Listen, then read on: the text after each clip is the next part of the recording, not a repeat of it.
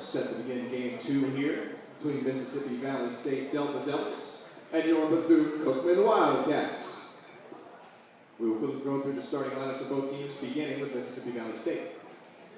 Leading things off and doing the pitching, number 0, Cade Wood. Batting second, third baseman, number 1, Tanner Aoki. Batting third, catching, number 21, Jace Jones. Batting fourth, right fielder, number 5, Gunnar Lakins.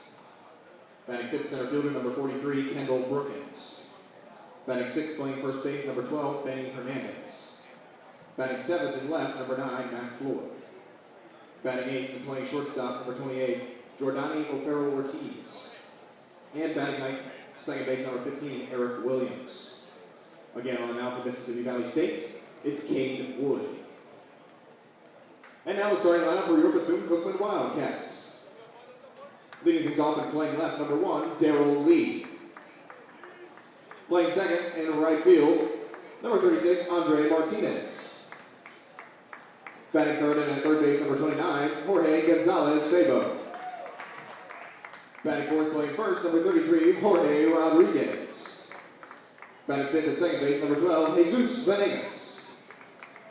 Batting sixth and catching, number 44, Jose Fernandez.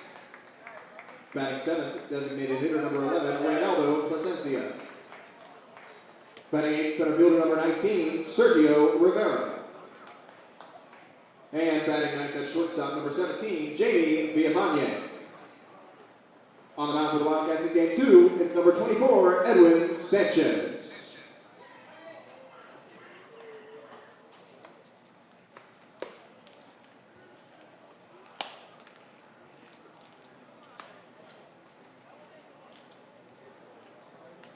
Well, we are back to action here in Sanford as we get you set for Game 2 between the Bethune-Cookman Wildcats and the Mississippi Valley State Delta Devils. It was a dynamite Game 1. The Wildcats didn't lead until the last batter of the game, and Andre Martinez hit a walk-off home run to left field for the Wildcats to win it 2-1. They take the series 2-0 so far, looking for the clean sweep. Edwin Sanchez will be on the mound for the Wildcats as we start the third game of this series and the second game of our doubleheader. My name is Michael Toretto. Happy to have your company. Apologies for the camera. We'll get that for you sorted very quickly. And we'll be back to live action. For the third time in as many games, Mississippi Valley State will have a position player also pitching in the form of Cade Wood, and he will lead it off. He's been excellent so far this series. Friday night went 4 for 4 with 2 RBI and a run scored. In the first game of the doubleheader, went 2 for 4. And here's the first pitch from Sanchez. In the air, center field, well hit. Back goes Rivera to the track, and he makes the catch in front of the track. One pitch, 1 out for Cade Ward. The first time he has been retired, his first time up in a game this series. That'll bring up Tanner Aoki, who was excellent in game number 2. 2 for 3 with a fielder's choice, reached on an error as well, and a run scored for Aoki. First pitch is in there for a ball low. Sanchez, the left-hand pitcher, faces the right-hander Tanner Aoki. The pitch upstairs and out. Called a strike, though, and it's 1-1. The ERA for Sanchez, 6.07, and he's been knocked around in 2 of his last 3 starts. Fastball low and in. Called a strike, and it's 2-1. And we have restored the camera to working order. Thank you for staying with us through the first part of this stream. We're a short-handed crew out here in Sanford today. The Wildcat Athletics staff really stretched as we got home softball, track and field, also at Embry-Riddle close to town, and then us here out at Sanford Memorial Stadium. My name is Michael Toretto. Happy to have your company for the second game of this doubleheader, the 2-2. Line drive, base hit to left. Sanchez came straight home with it on the 2-2 count, and Tanner Aoki continues his hot swinging series.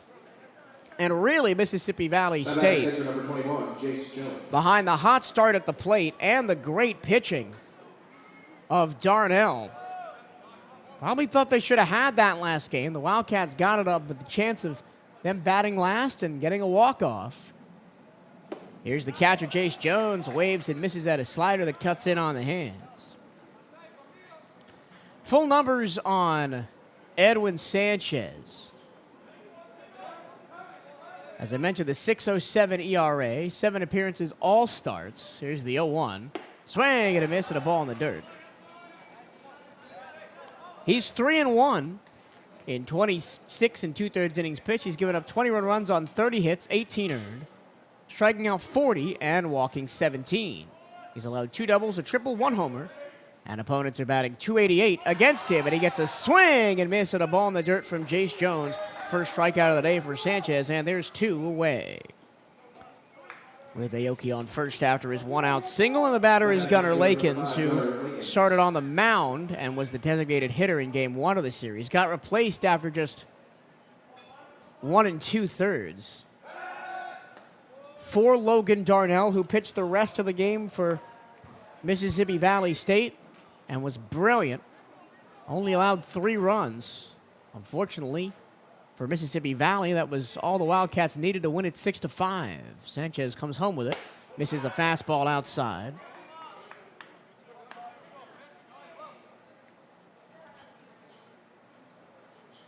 Gunnar Lakins batting .271 coming into today. 11 runs on 16 hits. In the first game of the doubleheader, I mentioned his pitching stats, but at the plate, he went 1 for 5. Singled in the first, flew out twice, struck out once, and then grounded out to short. Here's the 1-0 from Sanchez. In and low, 2-0. Sanchez is looking to not repeat what Joel Corey did, which is what allow Mississippi Valley to get 4 runs in the first 3 innings off 9 hits. Fastball right down Broadway, 2-1.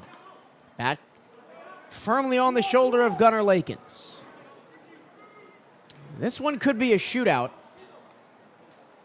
And it's the Wildcat pitching staff job to make sure that Valley does not get away early. And even though the Wildcats on Friday night won 13-3, there was a point in that game where it was 4-3. Mississippi Valley came all the way back. We're down by 1. The Wildcats never let them have another look. Only one change in the Mississippi Valley order from the last game as Yodani Orfariel Ortiz comes in to play shortstop in place of Wood, who goes to the mound. 2-2 with 2 outs and a runner on first. Fouled away first base side. Late on the fastball was Lakins. Bethune-Cookman comes into this second game of the doubleheader over 500, 16-15, 9-2 in conference play. Currently tied for second in the conference with Texas Southern, and a game behind Florida A&M, who only has 1 conference loss. Once again, we'll do the 2-2. Rounded foul third base side, and we'll do it again. Mississippi Valley State coming in 9-12, 4-7 in the SWAC. And if the season ended today, they'd be in the tournament as the 8th seed. An incredible turnaround in year 2 from head coach C.J. Bilberry and his squad. Missed outside, ball 4, and so a 2-out walk puts 2 on. And the batter will be Kendall Brookins. The strikeout to walk ratio for Edwin Sanchez coming in is very good. 40 strikeouts, 17 walks.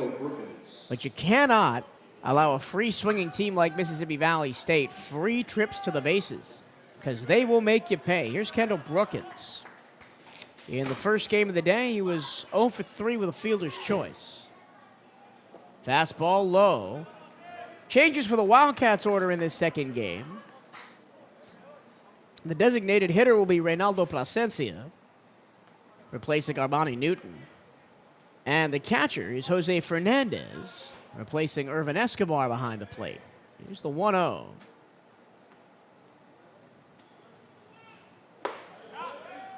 There's a strike, and it's 1-1. So Coach Hernandez not rotating his squad all that much. Taking the catcher out because you don't want the catcher to catch 2 straight games back there. In the air, shallow right. Coming in is Martinez. He'll squeeze it for out number 3. No runs, a hit and 2 left for Mississippi Valley. We go to the bottom of the first. Delta Devils nothing. Wildcats coming to bat. This is Bethune-Cookman Baseball on the CatEye Network.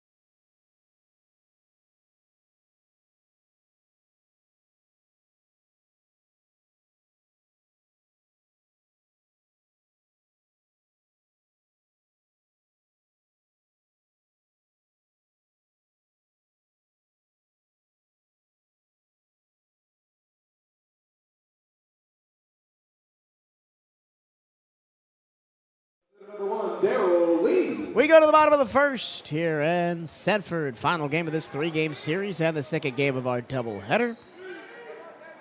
Wildcats blank the Delta Devils in the top of the first, and Darrell Lee comes to bat in the bottom of the inning, where they will face off against Cade Wood, who's been in all 3 games at shortstop, the first 2, and now to pitch.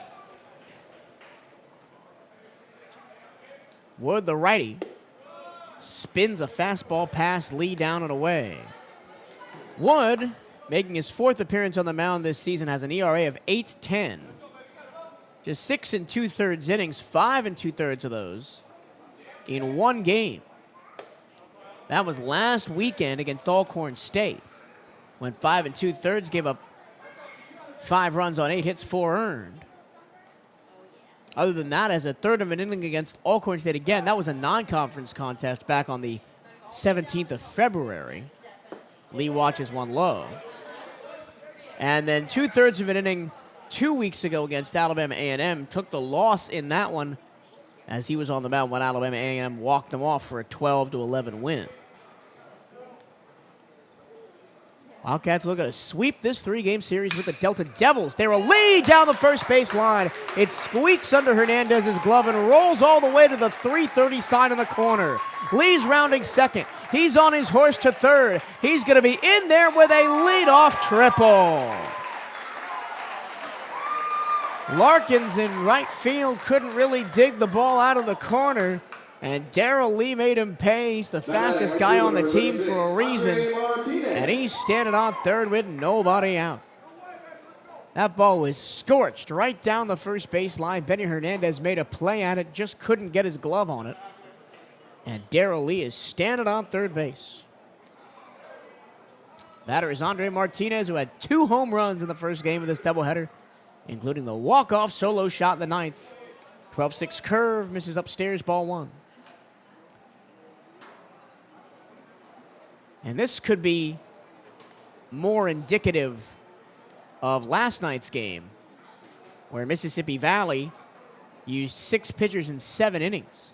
But it is interesting to me that all 3 games in this series, the starter, or rather opener, as they all have been a position player that has very few mound appearances. The guys that have the most innings pitched on the roster have all come out of the pen. Darnell, Okamura, Hanasaki. We haven't even seen James Snipes yet. That one's in the air. Left field and deep. It is gone. It snuck over the 330 side. Have yourself a series. Andre Martinez. His 3rd home run of the day. His 4th home run of the weekend. And it's 2-0 Bethune-Cookman. Wow.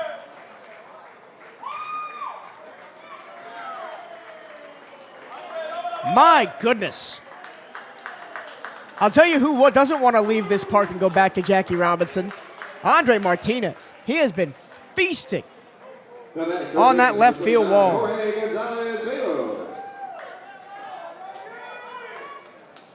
I'll tell you what. Just because of Andre Martinez, as Jorge Gonzalez Febo takes a knee-high strike, 0-1. I'll tell you what. I'm really sad that now we are not back at Georgia Tech for the SWAC tournament. Because to see what Andre Martinez would do to baseballs in that short porch, where the Wildcats just crushed balls last year, had 5 home runs in the tournament, Fabo takes a hit by pitch. And already the wheels kind of fallen off for Mississippi Valley, but, you know, who do they have left after throwing 6 pitchers yesterday? Darnell can't come back. He's been the most effective arm of the weekend for him. But everything to Andre Martinez this weekend has looked like a beach ball. 4 homers in 2 days.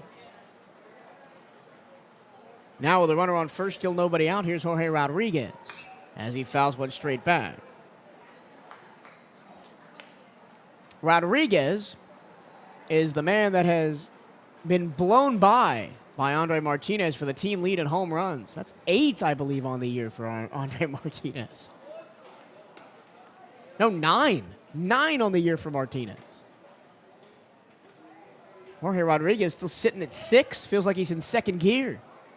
He also had one on Friday night, the first game of the series. Fast start for VCU, 2-0 already. Lifted foul out of play to the first base side by Jorge Rodriguez.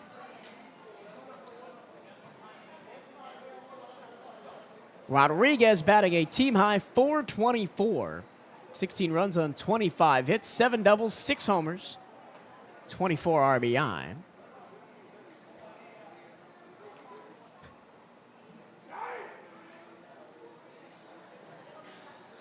Breaking ball outside. 1 ball, 2 strikes on Jorge Rodriguez. But Jorge Rodriguez has been utilized more for his defense at first base than his bat this week. It's been a rotating door at first base defensively for Bethune-Cookman. That one's in the air, center field. Tracking is Brookins. He'll make the catch. And there's one away. Fabo retreats back to first. But to finish my point on Rodriguez, it's been a rotating door at first base ever since Manny Sufrain went down with an injury. Talking to Manny before the game. No timetable for his return, unfortunately. We've tried Andre Martinez over there. We've tried Jorge Gonzalez Famo over there. And Rodriguez was placed there on Tuesday just as a tryout at USF as Venegas fouls it back. And he was terrific defensively. Didn't have a great offensive game, just the 1 hit, but had 2 spectacular defensive plays, didn't record an error. And so he has earned the first base job all 3 games of this series and possibly going forward. We'll see if and when Manny Sufrain comes back, what he has to say about that. Here's the 0-1 to Jesus Venegas, but not before a throw over to first. In the inning, Lee tripled down the first base line all the way into the corner. Martinez then homered over the left field wall, his 4th home run of the weekend. And then Gonzalez Febo was hit by a pitch. He's currently on first.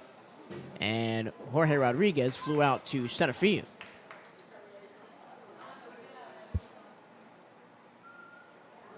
A balmy 88 degrees and about a 15-mile-an-hour wind blowing out to left field. falling off the mound is Wood as he put all of his energy into that one. Missed it low and away. A ball and a strike on Jesus Venegas. And this is the kind of start that everybody expected the Wildcats to have in a game this series, but it hasn't really been that way. Didn't do too well after Darnell came in game 2. Had left that one really late. Breaking ball strike outside corner 1 and 2. And then on Friday, they didn't really break things open until the 4th inning. But 2 first-inning runs. And looking for more here with just 1 out. The Wildcats are on the right path here. Ball and 2 strikes off the end of the bat by Venegas, lifted to right. Larkins makes the catch, 2 away. Wildcats putting bat to ball early. Triple home run and 2 deep flyouts. Now here's one of the 3 changes to the Wildcats' order for this second game of the doubleheader. Here's Jose Fernandez, who takes over for Irvin Escobar behind the plate. Fernandez played catcher on Tuesday at USF. Singled and scored back in the second inning of that game. Bouncer to the plate. Fabo stays put. A ball and no strikes. Was on base 3 times and scored a run. So you don't drop off much offensively going from Escobar to Jose Fernandez. He's batting .355. Well over Escobar's .273. Of course, a larger sample size for Irvin, as Jose Fernandez only has 31 at-bats on the year. 8 runs on 11 hits, 4 doubles, and 6 batted in. An on-base percentage just below .500 for Jose Fernandez.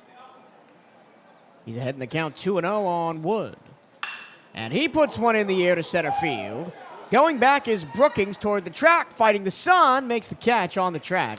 And that'll retire the side. 2 runs, 2 hits, 1 left. And we go to the second. The Wildcats have a lead for the first time today as we head to the second inning here on the CatEye Network.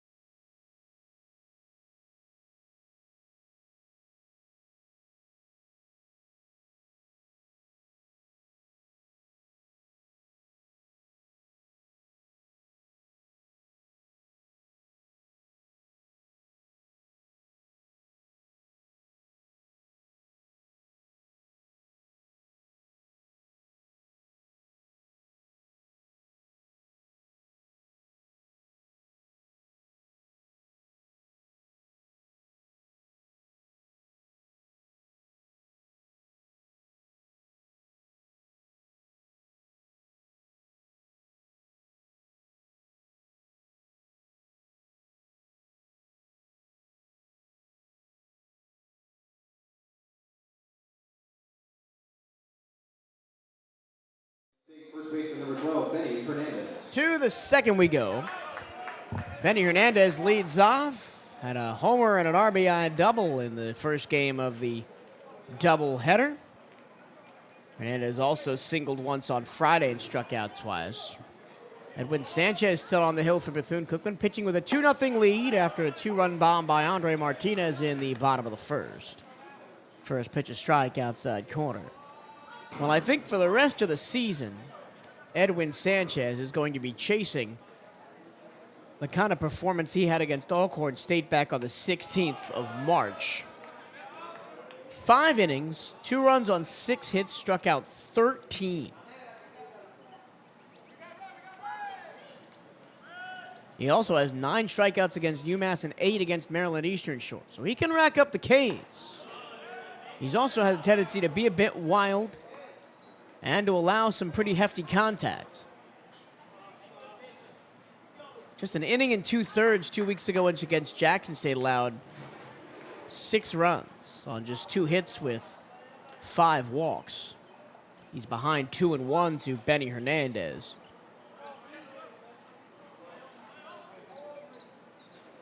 Hernandez, the .296 hitter. Watches one down Broadway for strike 2.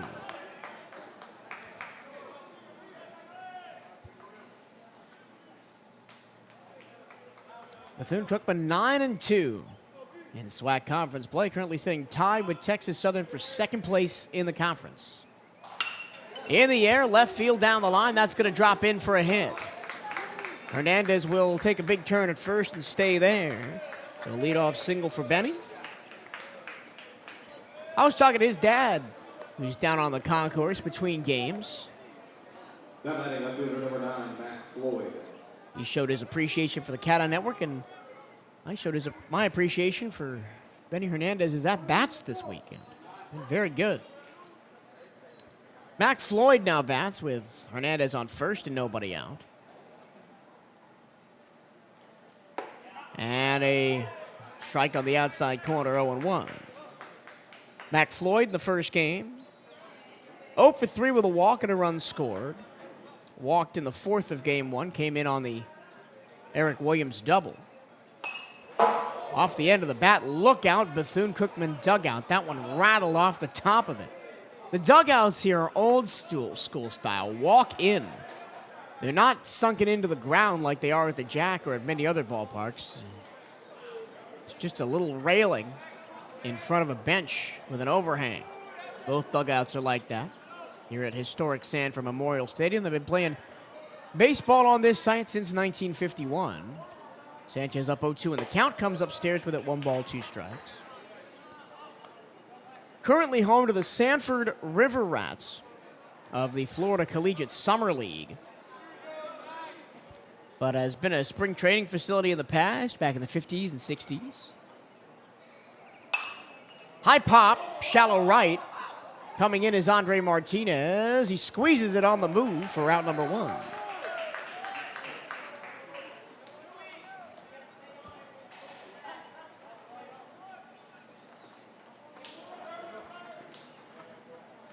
The New York Giants and the Atlanta Braves have used this as a spring training facility, of course, all the way back in the olden times.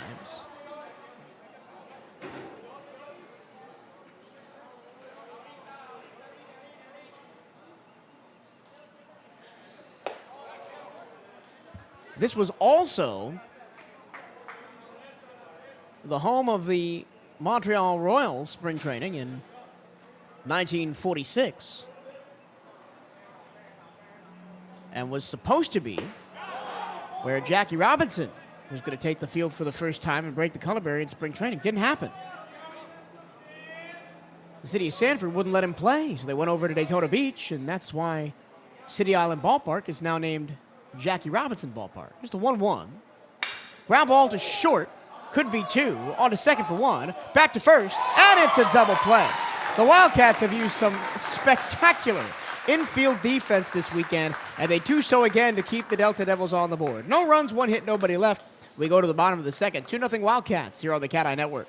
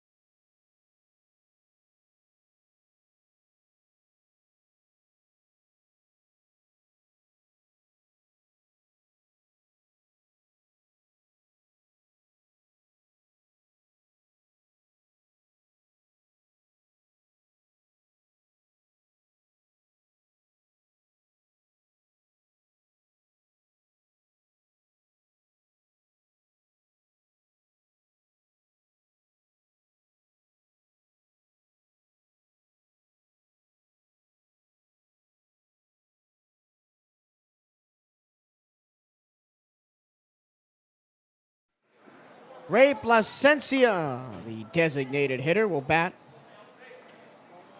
to begin the second inning for the Wildcats. Bethune-Cookman up 2-0 after a first inning 2-run shot by Andre Martinez, his 4th home run of the weekend and his 9th of the season.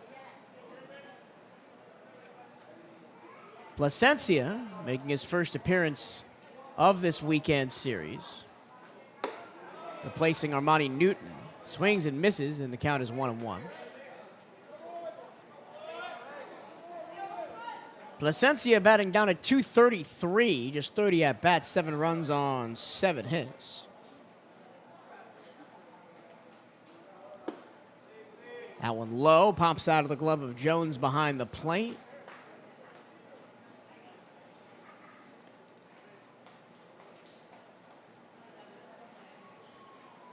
Appreciate your company on the CatEye Network on YouTube this evening.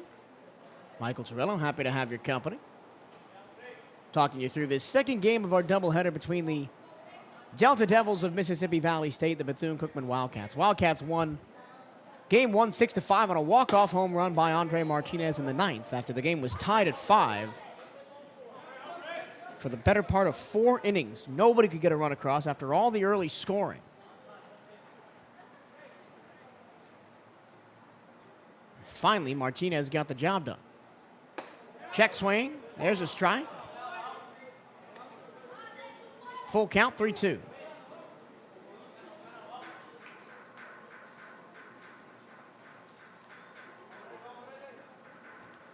The catcher, Jose Fernandez, waits on Zach. Here's the pitch. High pop. Fouled away. We'll do the 3-2 again.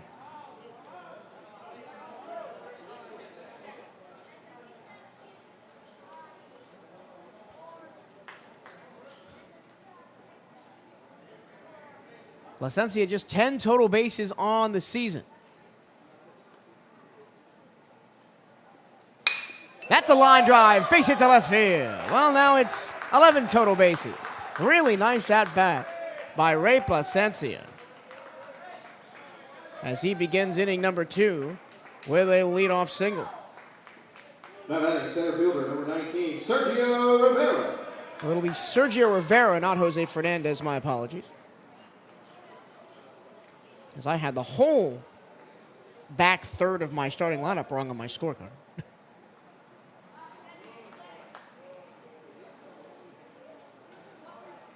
Rivera watches a ball. Not sure where that missed, but it's 1-0.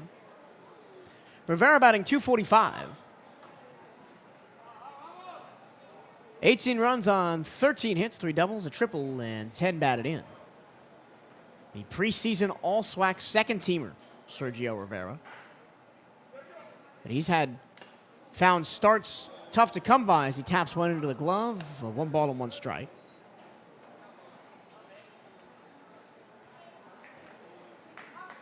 The outfield being so deep for the Wildcats this year. Darrell Lee, Andre Martinez, Armani Newton's played out there. Daniel Figueroa is also a returner for the Wildcats who has not gotten a lot of playing time because the outfield is so deep. But getting an opportunity to play here in the 3rd game of this 3-game set. Squares to bunt, pulls it back, ball 2. Plasencia on first after a leadoff single here in the 2nd, 2-0 Wildcats. After the Andre Martinez 2-run home run in the 1st. This is the first of 3 series the Wildcats will play here in Sanford. We'll get Florida A&M in our next home series here in Sanford. Ground ball, charging from 3rd, and a nice pick by Aoki. He'll make the play. That's just as good as a sac bunt to move Plasencia over to 2nd. Still a nice pick by Aoki over there at 3rd. That was a slow roller towards him. And now here's the shortstop, Jamie Villafane. Villafane started all 3 games this series at shortstop, so we're not going to see Jeter Poyeto unless the game gets out of hand and we get some substitutions. Breaking ball misses outside, but the slider does Cade Wood.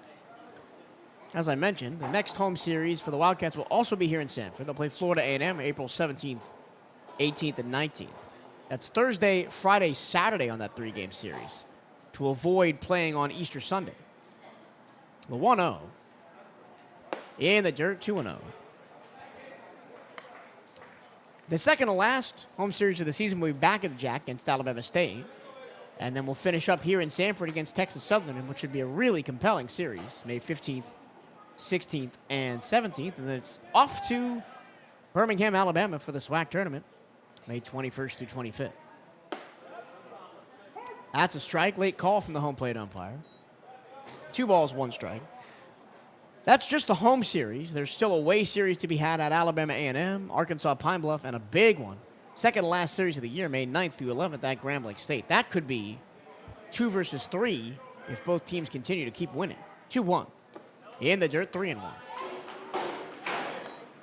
It being the third game of a 3-game series, and the fact that Mississippi Valley used 6 arms last night, though none of them for very long, I wonder how long it'll be before Mississippi Valley starts thinking about sending guys to the bullpen. And as I say that, down to the bullpen walk a couple of gray and green jerseys.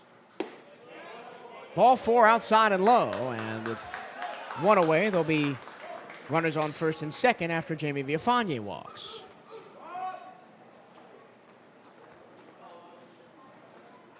Now batting left fielder number 1, Darrell Lee. And we're back to the top of the order. Here's Darrell Lee.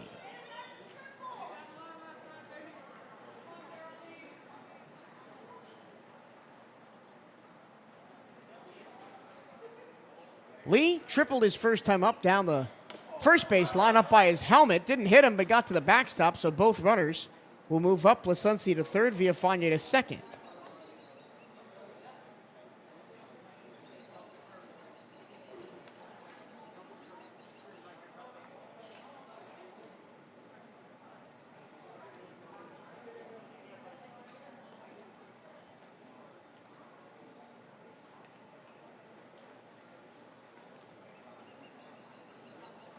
Now we're going to have a meeting on the mound here. This is the pitching coach for Mississippi Valley coming out again.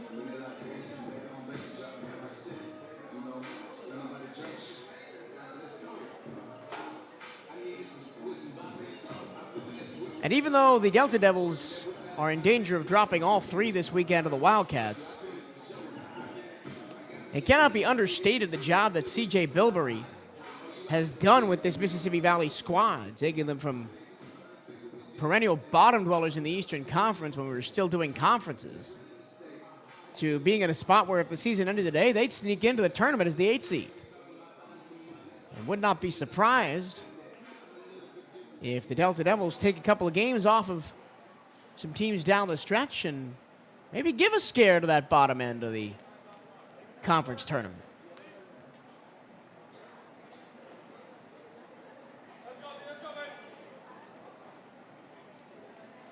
Mississippi Valley is done with midweeks. No, correction, they have 1 left on May 6th at Memphis. The 1-0 to Darrell Lee is low, 2-0. Second and third right now. Placenci on third after a leadoff single. Viafanye walked after Rivera grounded out. And then the wild pitch to move them both over.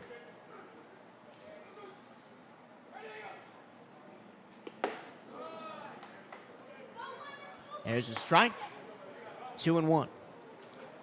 The rest of the way for Mississippi Valley looks like this. Home against FAMU, home against Alabama State. At Southern, at Jackson, versus Prairie View, versus Grand Lake. So all tough series. They don't play Pine Bluff. They've already played Alcorn. Fastball inside on Darrell Lee. Strike 2. Lee struck out 3 times in the first game of the doubleheader. He also lined out to second and singled and scored in the 4th. That was the last run the Wildcats had before that 9th inning home run by Martinez. And he strikes out again. His 4th strikeout of the day for Darrell Lee. Now there's 2 away, and here's Andre Martinez, who hit that towering home run back in the 1st. Now batting right fielder number 36, Andre Martinez.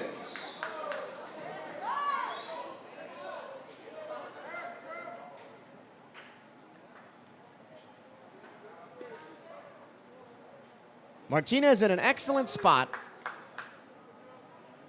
Second and third, 2 out. And I would not be surprised if Woods just puts him on. Not an intentional walk, but just doesn't give Martinez anything close. Because Andre Martinez has been unbelievable this weekend. 4 home runs in 2 days, including the walk-off winner just about an hour ago. He's swinging for the fences again, Martinez, and just out in front of it, taps it foul.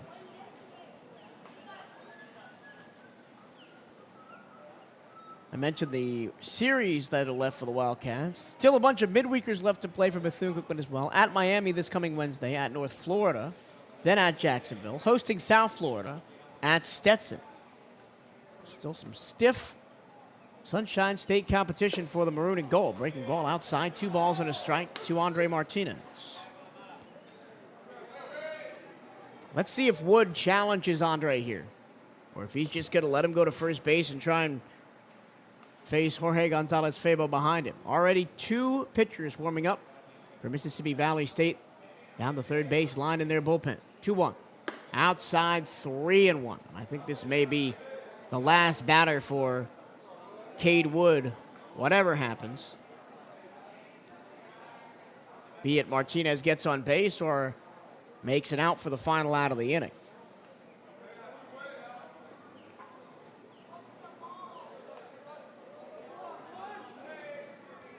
Three-one.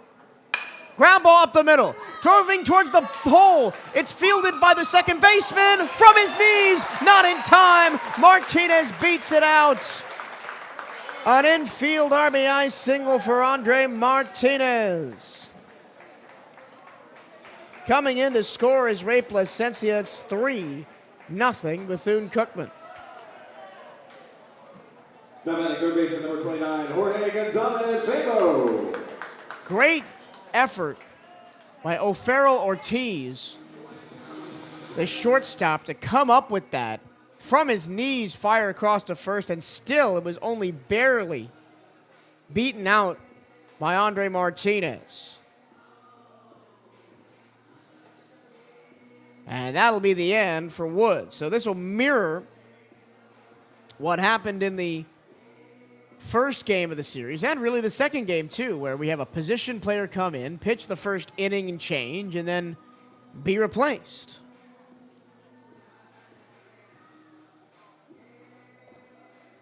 Major attention please, now on the mound for Mississippi Valley State, number 23, James Snipes. And here's the second best pitcher on record for Mississippi Valley State, James Snipes.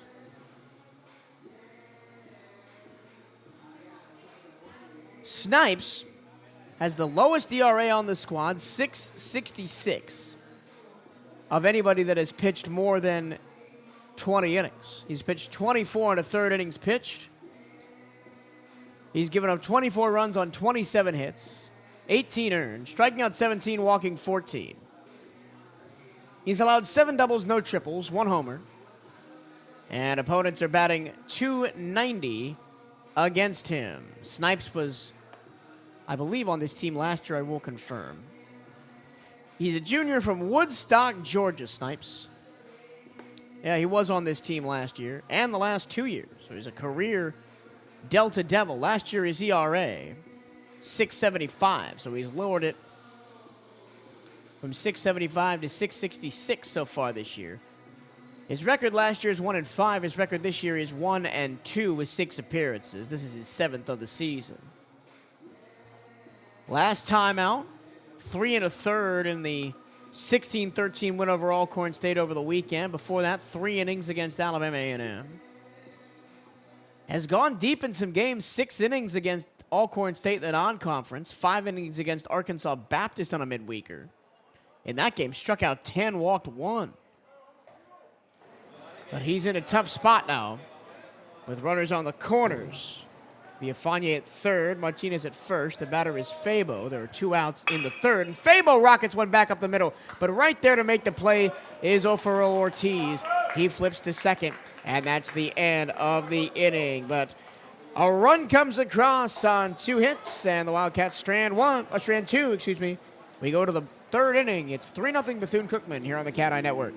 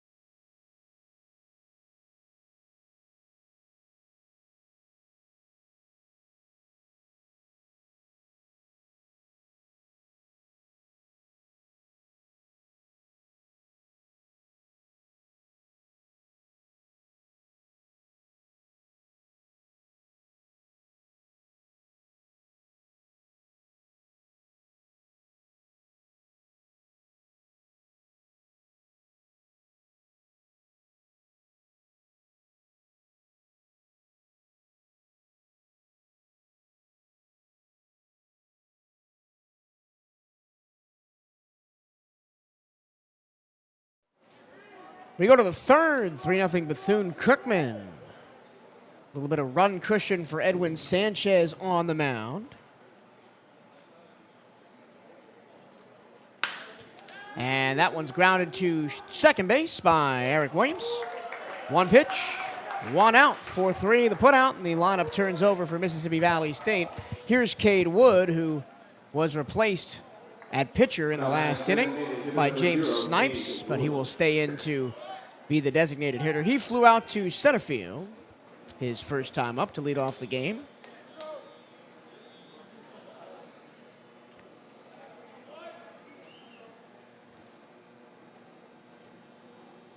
First pitch to him.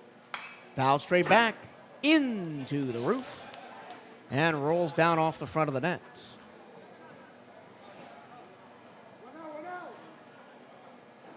Edwin Sanchez from Guayama, Puerto Rico,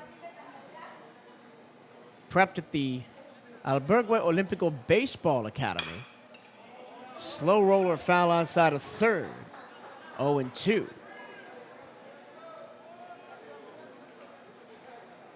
Sanchez, only 1 strikeout so far through 2 innings, but has induced a lot of weak contact. Got Yodani O'Farrell Ortiz to ground into a double play to end the last inning. Upstairs trying to get a swing with the fastball, 1-2.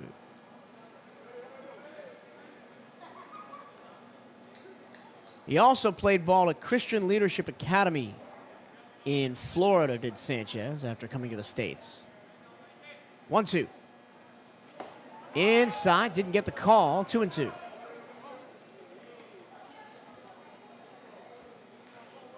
Cade Wood from Atlanta, Georgia, transferred from Ranger College 2 years ago.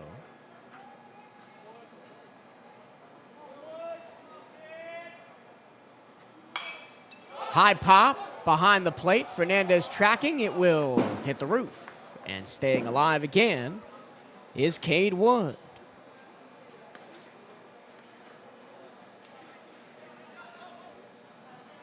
Last year, Wood was on the team. Did not see the field. This year batting .351 and has led off all 3 games of this series. The 2-2 outside, didn't get the call. 3 balls, 2 strikes. Long at bat here. The second AB of this top of the 3rd.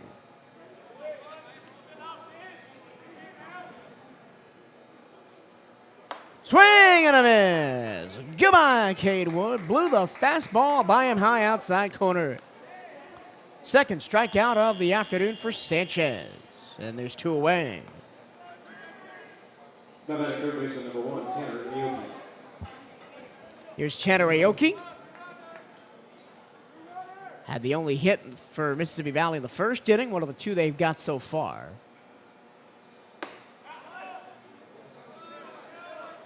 Big frame job by Fernandez behind the plate. Doesn't get the call. Ball and no strikes.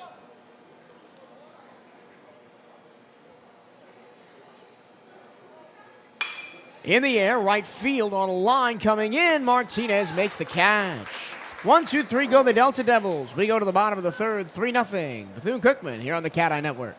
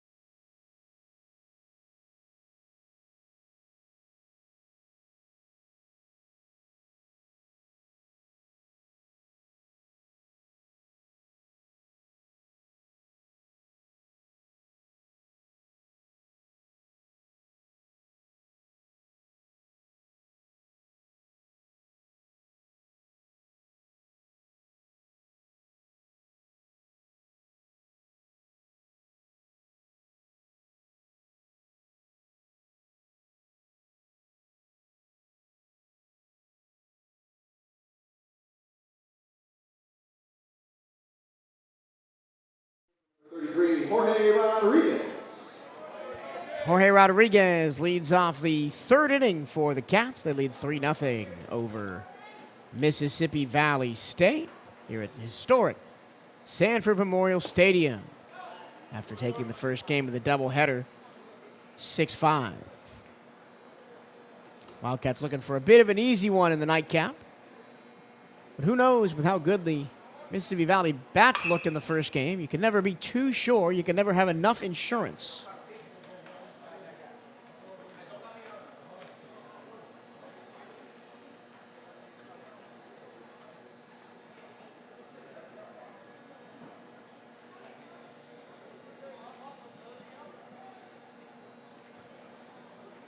In the air, torched, but way foul.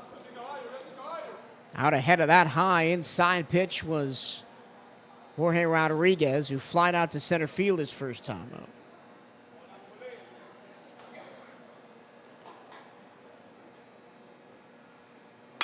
That time he puts it between the foul lines. That's going down the third base line. It's going to drop in fair and head to the wall. Fernandez trying to stretch it to a double. The throw is wild and in towards the pitcher's mound. It will be a two-bagger for Jorge Rodriguez down the third base line. Wildcats abusing the lines so far in this game. Darrell Lee had a triple down the first base line to lead off the Wildcat batting in the first, and now Rodriguez lifts one down the third base line for a double to open up the third.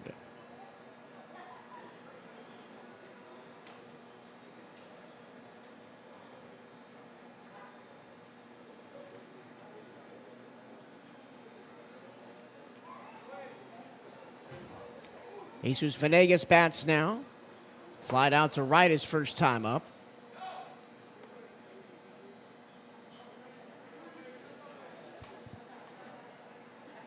In the first inning, the Cats flew out 3 successive times after the lead triple Martinez home run and Fable was hit by a pitch.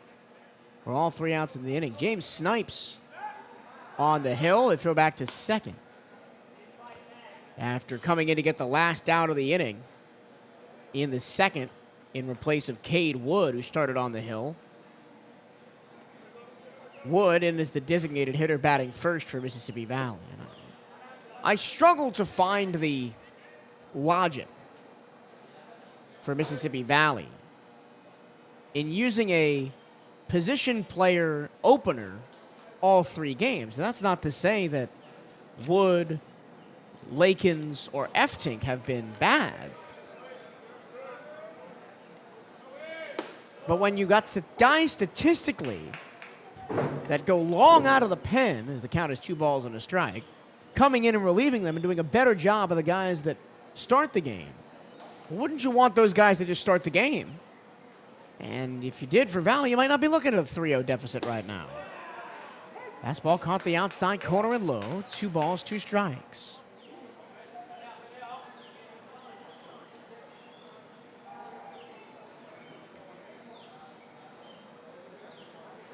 Jorge Rodriguez on second after a leadoff double. Here's the 2-2 to Venegas.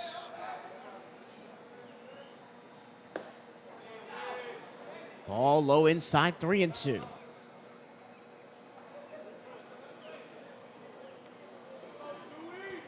The Wildcats may take some time to adjust to this new pitcher, James Snipes.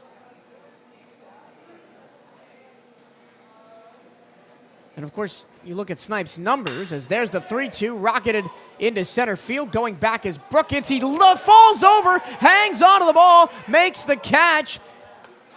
And the runners are going to hold because Jorge Rodriguez didn't tag up. That was a spectacular catch. Falling backwards near the track. Kendall Brookins, my goodness. An extra base and RBI robbery.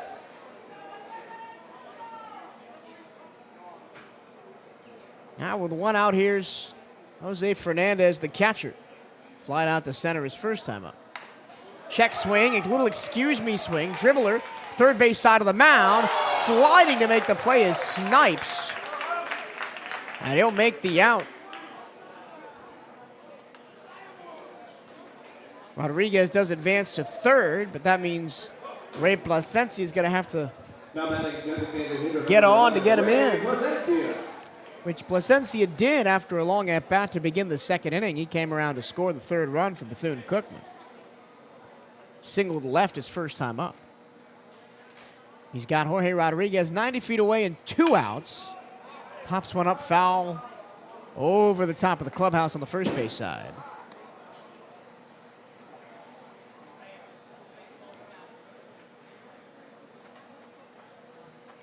Wildcats switch to the gold jerseys for game 2 of this doubleheader.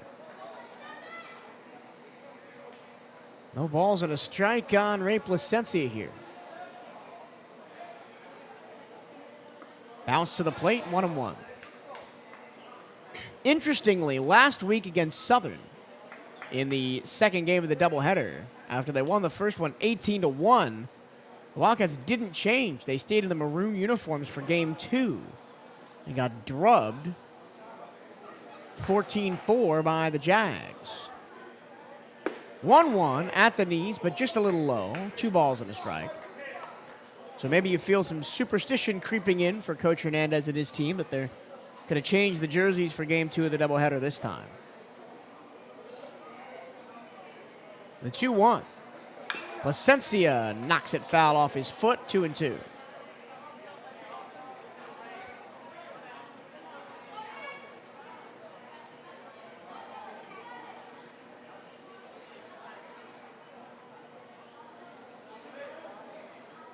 Ray Plasencia from Hialeah, Florida, transfer from Western Oklahoma State.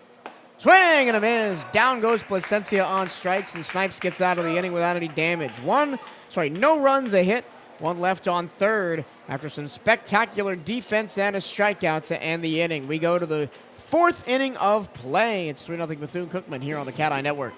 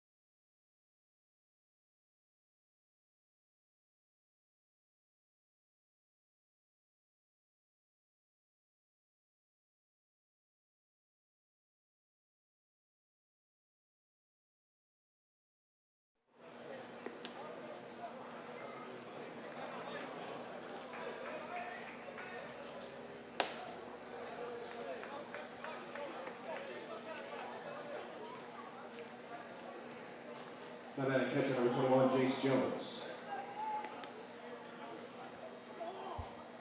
Jace Jones starts off the top of the fourth for Mississippi Valley State. 3-0 Bethune-Cookman here on the CatEye Network, coming to you live from Sanford Memorial Stadium, about an hour outside of Daytona Beach. 1-1, fouled away, 1-2. Playing here this weekend because the Daytona Tortugas are back at Jackie Robinson Ballpark beginning their season. They fell in their home opener last night. All the best to our Daytona Beach baseball comrades over there. The 1-1. Misses outside on the change. 2 balls and a strike. The wind, as it has been all weekend long, blowing straight out towards left field from right to left. Off the inside part of the hands, that's going to dribble through the right side for a base hit for Jace Jones. Seeing eye single past the diving glove of Rodriguez. In the first game, Jace Jones was the only Delta Devil to score 2 runs. Scored in the first and the third, was also hit by 2 pitches. He's on in the fourth after striking out in the first. Here's Gunnar Lakins, who was walked his first time up. Ground ball to third. Fair ball down the line. Squirts through into foul territory all the way down into the bullpen. Going from second to third and stopping there is Jace Jones.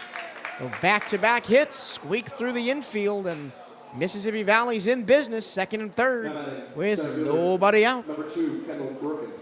Not for a second did I think that Mississippi Valley was just going to go away in this game. The bats are too good for the Delta Devils. Now Kendall Brookins, who made a spectacular catch in center field to rob the Wildcats of a run. As Jesus Venegas hit one back toward the wall in dead center. Brookins fell backwards, still hung onto the ball. Landed flat on his back, but he hung on to it. And because Jorge Rodriguez didn't think he was going to make the catch, he had to tag back up, so he couldn't even advance.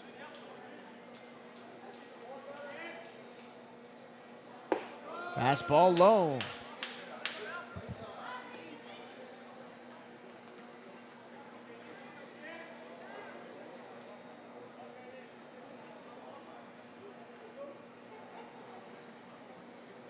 Brookins, the junior from Chicago. Ground ball up the middle, that could be 2. 1 run comes in to score, that's Jones. Holding up at third is Lakins, and the Delta Devils are on the board. 3 straight hits, single, double, single, and it's 3-1. And hard contact as well. Now batting first baseman number 12, Benny Hernandez. So here we go. This game could get very open very quickly. If Edwin Sanchez can't figure it out on the mound. Wildcats, for a large part of that game 1 of this doubleheader, were adrift offensively against Darnell. Couldn't figure him out until the very end. You cannot afford to do that against this Mississippi Valley team. The Wildcats were lucky to win game 1. Still nobody out, runners on the corners here. That one's through the gap in first base side. 4 straight hits. Lakins comes in from second, and it's 3-2. Brookins on to second. Hernandez, that was Benny Hernandez, driving in another run. He did it twice in game 1. He's got one in game 2 after singling in the second, so he's got 2 singles. And still nobody out in the inning. Now batting left fielder number 9, Matt Floyd. Batter is Mac Floyd, who popped out to shallow right his first time. 2 on, 2 in, nobody out. Single, double, single, single for Mississippi Valley. Bunt back to the pitcher. They go to third to get the lead runner. That's all the Wildcats will get. So fielder's choice for Floyd. He's aboard. Brookins outgoing from second to third. And Benny Hernandez takes second. So now first and second, one out. The batter is Yodani O'Farrell Ortiz. Ortiz grounded into a 6-4-3 double play to end the second inning with Benny Hernandez on first. Wildcats would love something similar here. Still clinging to a 3-2 lead. Grounded softly foul, third base side. First pitch swinging from Ortiz. He knows that Sanchez is on the ropes. Wildcats still with a ton of bullpen arms to play with. You've lost your best one, that being Giancarlo Zambrano. High pop, left center field, going back and making the catch on the move is Sergio Rivera. He had the glove all the way down by his knees and picked it off the air. Sergio Rivera certainly saves at least one run, maybe two, to the deepest part of the park in left center field. Both center fielders making terrific plays to rob the opponent of runs here in this inning. It was Brookins in the bottom of the third. Now it's Rivera in the top of the fourth. Two away now. And the batter is Eric Williams, who grounded out to second base his first time up. Swings and misses at a breaking ball low, 0-1.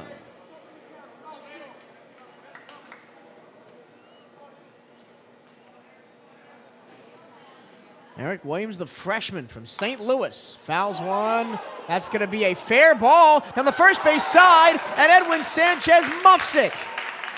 I thought that went foul. And I think it did go foul. Or else they're calling time.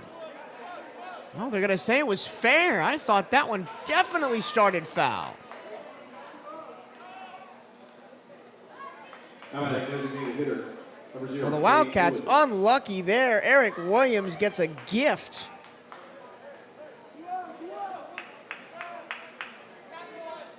And Mississippi Valley has the bases loaded with 2 outs. Benny Hernandez on third, Mac Floyd on second, Eric Williams on first.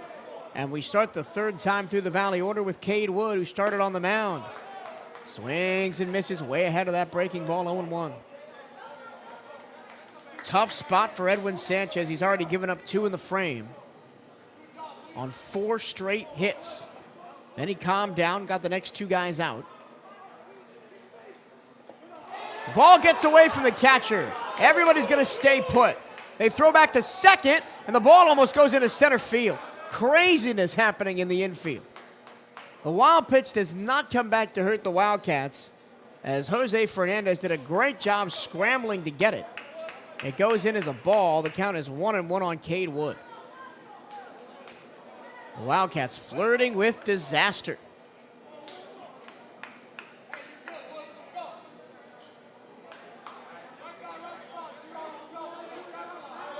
Cade Wood trying to pick up his team after giving up a couple by starting on the mound. He gave up that early home run to Andre Martinez and allowed Ray Placencia to come in to score in the second. So he is responsible for all 3 runs. He could give Mississippi Valley the lead right back and erase it all right here. High pop on the infield. It will be Jesus Venegas to track it down behind the mound, and the Wildcats survive. 2 runs, 4 hits, bases left loaded. And we go to the bottom of the fourth. Wildcats' lead has been trimmed to just 3-2 here on the CatEye Network.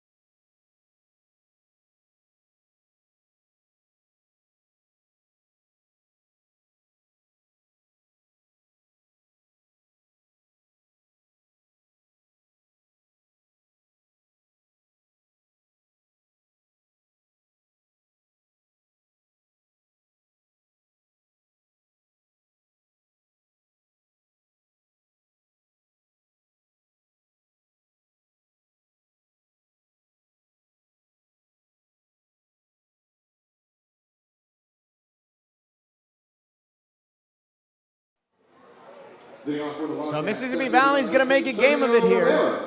Wildcats, who had a 3-0 lead, find themselves leading just 3-2. As we go to the bottom half of inning number 4, Sergio Rivera leads off, grounded out to third in the second. James Snipes on the hill for the Devils. That's a strike call inside corner.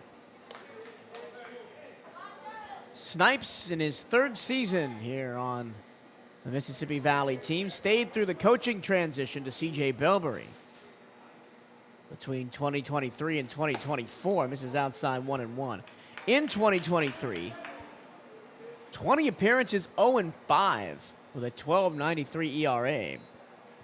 15 appearances last year, halved his ERA to 6.75, and now has dropped it to 6.66 this season, and has come in and allowed just 1 hit and no runs for the Wildcats since he's been in the game.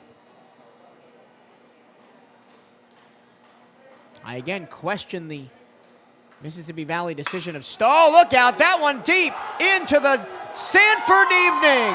Goodbye, home run to left field. Adios, amigos. Sergio Rivera puts a charge into one. A no-doubter. Home run for Sergio Rivera. The home run train continues this weekend for the Wildcats.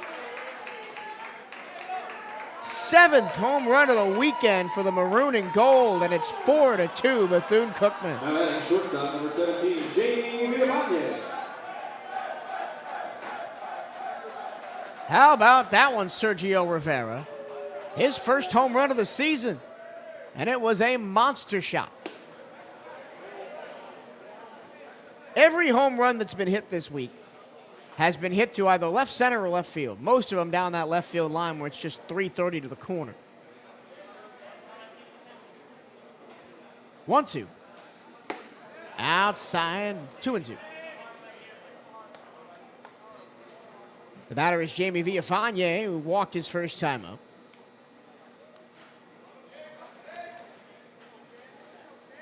And ended up being stranded on first in that second inning. Watches one. Letter high strike.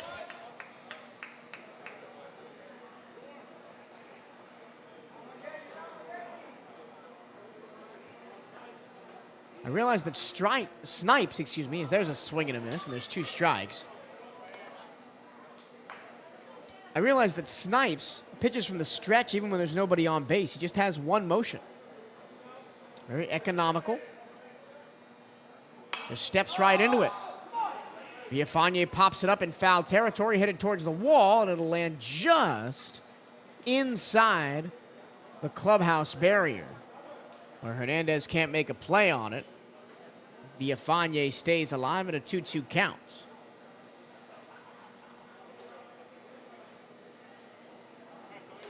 Being out here for the games this weekend has wanted to make me come watch some Sanford River Rats games. I haven't been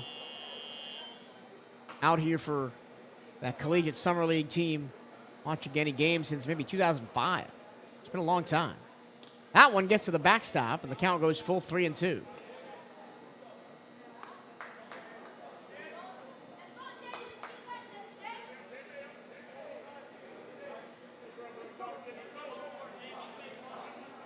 Three-two. Ball 4 outside, and for the second time this evening, Jamie Villavagne walks. 1 on, nobody out. The order turns over. The batter will be Darryl Lee, Number 1, Darryl Lee, who tripled down the first base line all the way to the corner in the first. Came in on the Andre Martinez home run, then struck out in the second, which was the second out of that inning. He's got Jamie Villavagne on first with nobody out. Here's Snipes' delivery. Snipes has not faced Lee yet. His first 2 plate appearances were against Cade Wood. Lee behind in the count 0-1 after a breaking ball strike. Villavagne leads off at first. Snipes goes back over to check in. Jamie Villavagne just attempted 1 steal all season.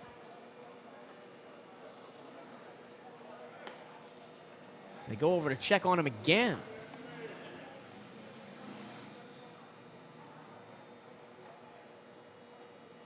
Villafane on first is a redshirt senior from South Florida, Pembroke Pines. That time a strike outside corner on Lee, 0-2. Lee struck out 3 times in the first game of the doubleheader. Once already tonight.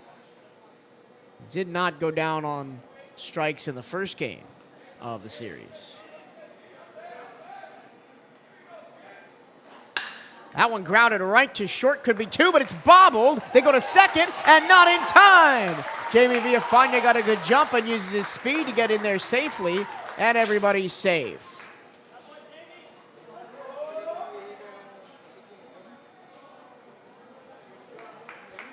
So reaching on an error is Darrell Lee. Villafane goes to second. 2 on, nobody out. And here's Andre Martinez. Clobbered his 4th home run of the weekend in the first, then singled up the middle in the second, and was eventually run out on the base pass to end the second inning. Breaking ball inside. This is the first time that Martinez is seeing James Snipes. 1 already in on the Sergio Rivera homer.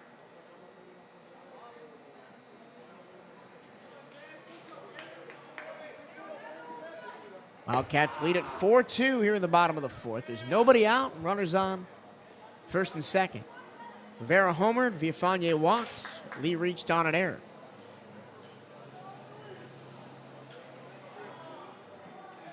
Two balls, no strikes on Martinez.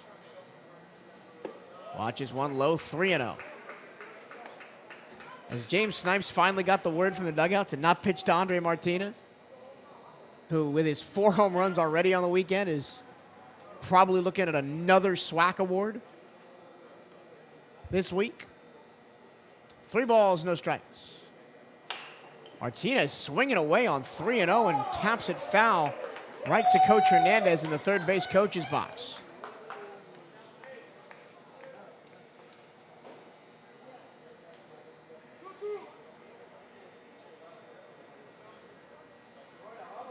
Three balls and a strike to Martinez.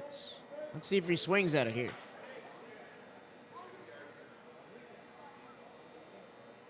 Ball 4 in the dirt. Martinez will take his base. At least he should. Unless the scoreboard is wrong. Oh, and I guess now it's 3-1.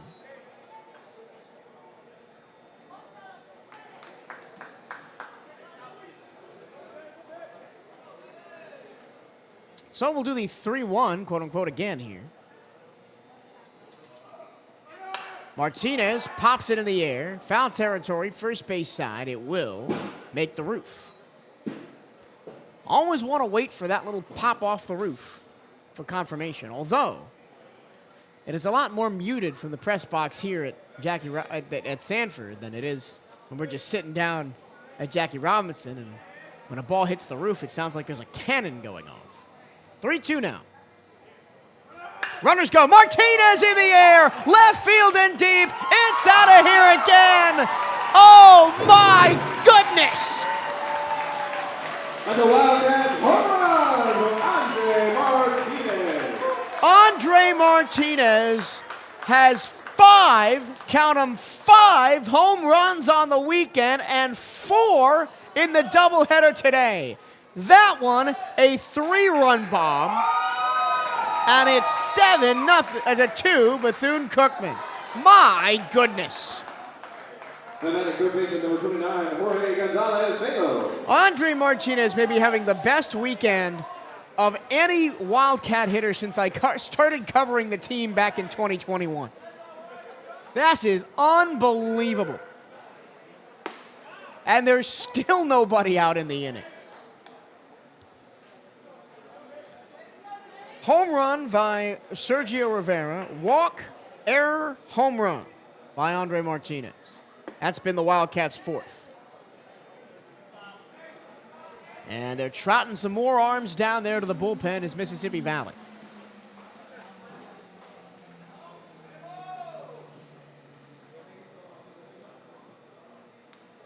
And in the third pitch to Jorge Gonzalez-Fego, hits him on the hip. That's the second hit by pitch for Fabo in the ball game. And the 4th Batting first base on the number weekend. 33, Jorge Rodriguez. Now, Gonzalez Fabo has 4 hit by pitches on the weekend. Andre Martinez has 4 home runs. Like 5 home runs. Now it's Jorge Rodriguez. Flew out to center in the first. He puts a charge into that one, but it's going to hang up in the air just behind the infield on the first base side. Going out to make the catch is Williams. And there's finally one away. Soft pop-up for Rodriguez. Number 12, Jesus Venegas. Now it's Jesus Venegas. 2 flyouts in the game. 1 to right in the first, 1 to center in the third. That was the terrific catch by Brookins where he landed flat on his back after making the catch at the track. To rob extra bases and potentially an RBI from Venegas because Jorge Rodriguez was on second at the time after a double. Ball outside, ball 1. Well, the Wildcats have responded well to being hit back by Mississippi Valley State, who scored 2 in the top of the 4th. They've responded with 4 already, with just 1 out, as that one goes a long way foul on the third base side.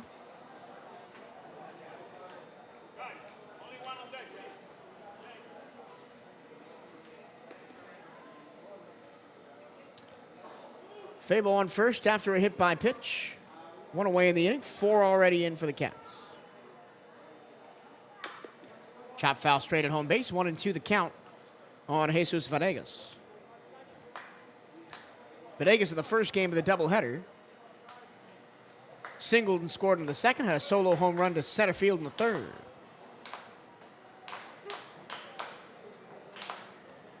Also scored 2 runs on Friday night's game. Venegas strikes out. There's the throw down to second to try and catch the stealing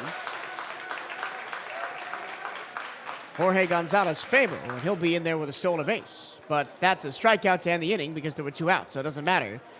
4 runs, 1, 2, 3 hits and an error, and 2 home runs. 1 by Sergio Rivera and a 3-run bomb by Andre Martinez. Means it's 7-2 Wildcats as we go to the 5th here on the CatEye Network.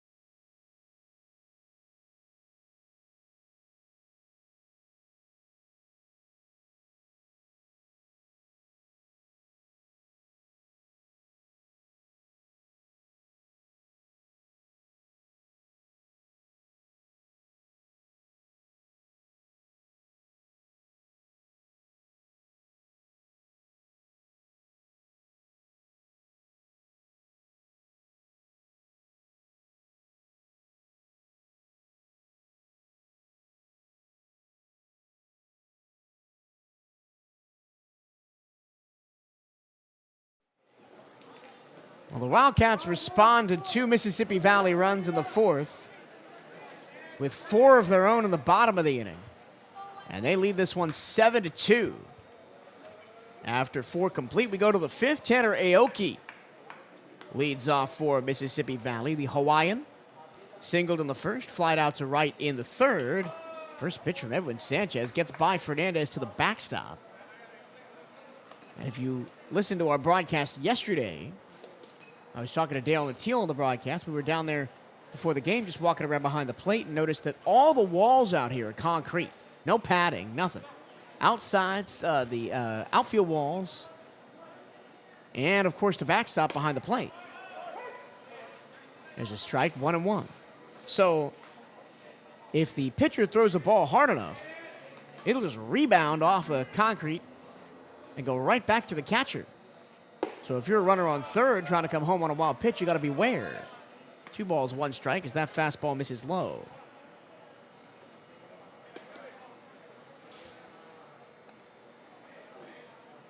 Edwin Sanchez gets a swing and a miss and a ball in the dirt. 2 balls, 2 strikes. Floodlights are on for the first time this weekend, as our 4 p.m. game last night didn't require the lights. Swing and a miss. Breaking ball completely crossed up Tanner Aoki. He goes down swinging. And there's 1 away in the inning. Number 21, Jace Jones. 3rd strikeout for Edwin Sanchez on the day. And now here's Jace Jones, who led off the 4th with a single, part of that 4-hit train where Mississippi Valley scored their 2 runs. The fouls went off to the first base side, and it was a fastball in on the hands.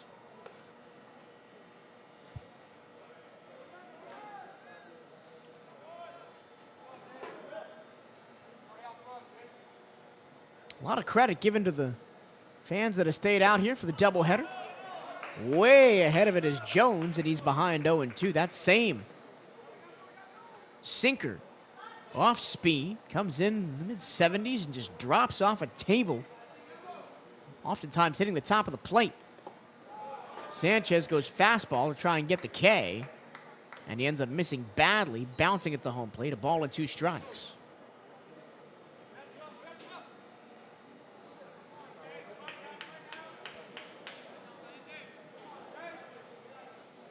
Seven-2 Cats. Dribbler off the foot foul, and we'll do the 1-2 again to Jace Jones. Jones struck out his first time up before singling and scoring in the 4th.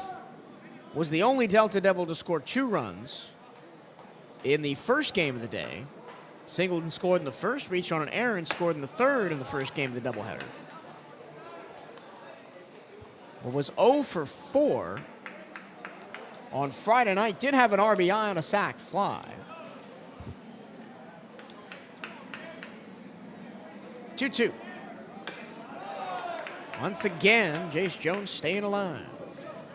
You'd like to think with a 4-run lead, Edwin Sanchez will just cruise through the middle part of this game. But you never know. The Wildcats bullpen has to be ready. 2-2. Off the end of the bat, little flare down the first base line. That'll go foul. So for the 4th time in this at-bat, we'll have a 2-2 count.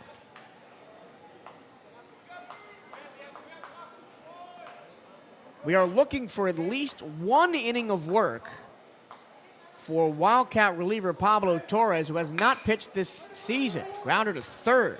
That was a slow roller. Fabo has to make a throw across, and he does so in time. 2 away. Pablo Torres, reliever of the year preseason in the SWAC, and the SWAC reliever of the year last year. Injured in the offseason, hasn't even made an appearance yet. But we were told by Coach Hernandez this morning before the doubleheader that he would make his first appearance of the season today. It didn't happen in the first game, as Correa and Zambrano went the distance. So it is likely to happen here in game number 2. After all those off-speed pitches, Edwin Sanchez dials up the fastball and gets it past Gunnar Lakins. Lakins walked in the 1st, doubled down the left field line to the 2nd, came in to score. As the 2nd of the 2 Mississippi Valley runs, he is a little late on that fastball, fouls it straight back. And he's quickly behind 0-2.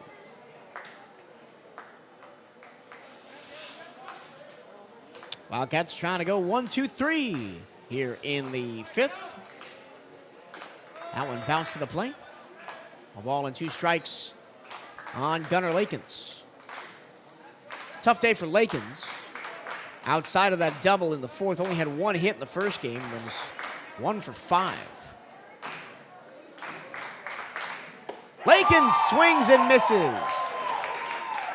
Sanchez takes some speed off of it Upstairs and out, and Lakins was way out in front of it. 2 strikeouts around the ground out to third. And that'll leave it for Mississippi Valley in the 5th. We head to the bottom of the inning. 7-2 Wildcats here on the CatEye Network.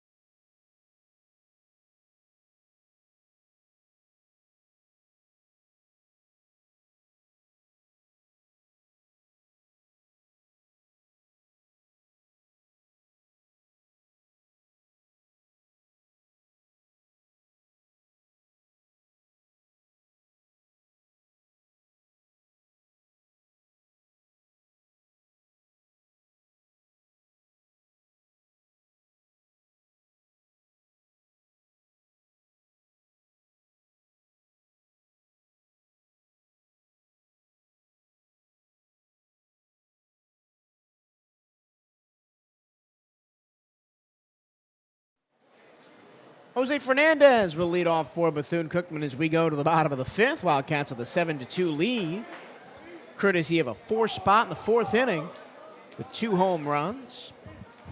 Fernandez 0 for 2. Flew out to center field to end the 1st and grounded out back to the pitcher. There is a new pitcher on the hill for Mississippi Valley, Kobe Ladd, the sophomore from Chandler, Arizona.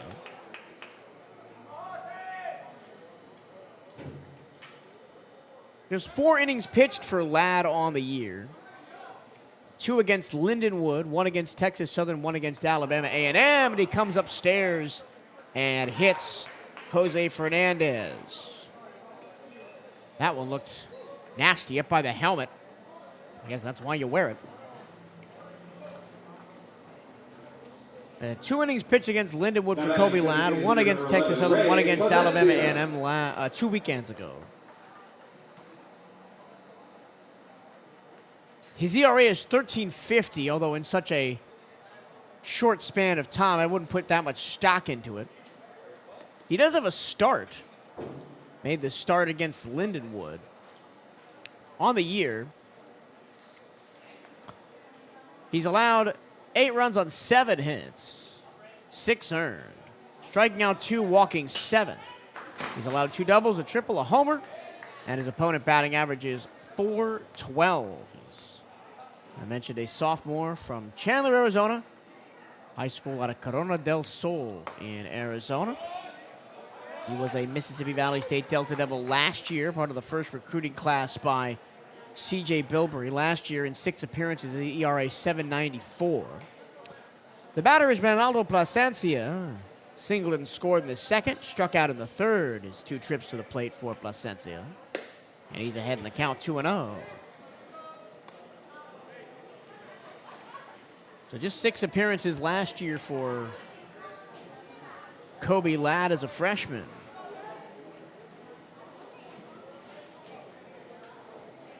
He's behind Plasencia 2-0. There's a fastball down Broadway. Ball and 2 strikes. Pitched against Bethune-Cookman at the Jack last year. Just 2/3 of an inning in a game the Wildcats won 16-7. That was the Sunday game. Got out of an inning. Just no runs on 1 hit.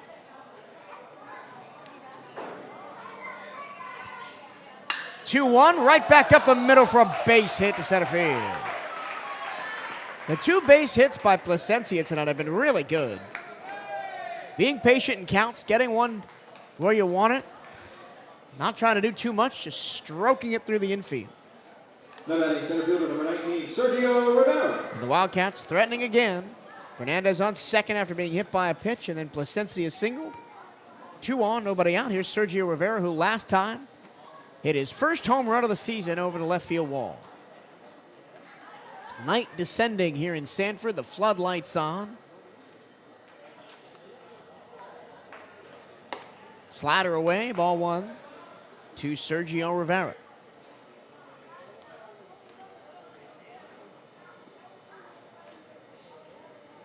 Rivera, other than the home run back in the 4th, grounded out to third base in the 2nd. And did not feature in the first 2 games of this series. And just like Plasencia before him is ahead in the count 2-0. Jose Fernandez didn't even get a chance to get there because he was hit by a pitch with the second pitch he faced. Here's the 2-0 from Ladd. Outside and low, 3-0. Didn't miss by much, but still a ball. And I don't know how much it says about Coach Bilbrey's confidence in Ladd, as there's already some standing and stretching going on in the Mississippi Valley bullpen. As this one is on the verge of getting ugly here at 7-2. Here's the 3-0. Right down the middle, 3-1.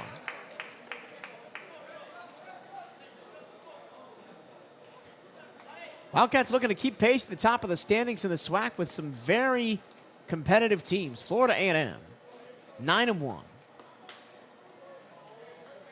Likely will be 10-1 before the weekend is out. Texas Southern 10-2. Bethune-Cookman will hopefully be 10-2 after this one as a walk to Sergio Rivera loads the bases with nobody out. Shortstop number 17, Jamie Villafane. That'll bring up Jamie Villafane, who's walked twice and scored on the home run by Andre Martinez back in the 4th. He was stranded on first in the 2nd after walking. Bases loaded, nobody out.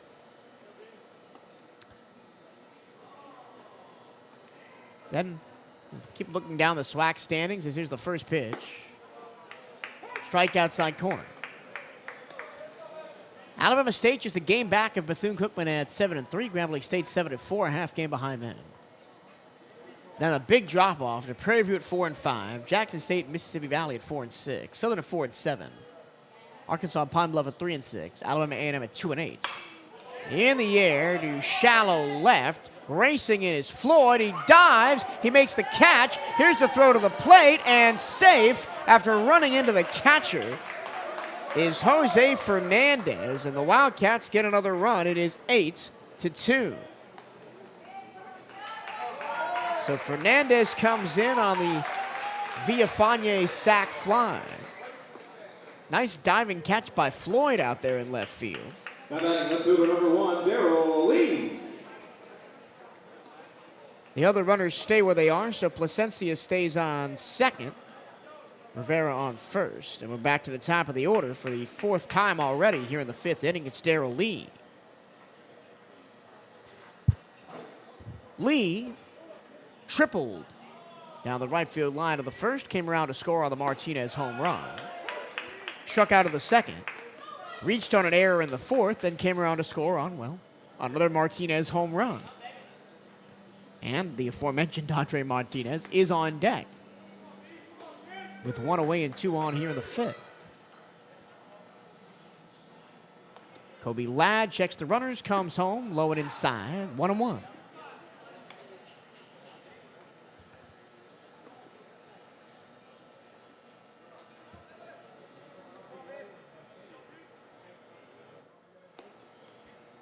But if the season ended today with results as they are on the SWAC website, here's the 1-1. Inside, brushes back Lee, 2-1.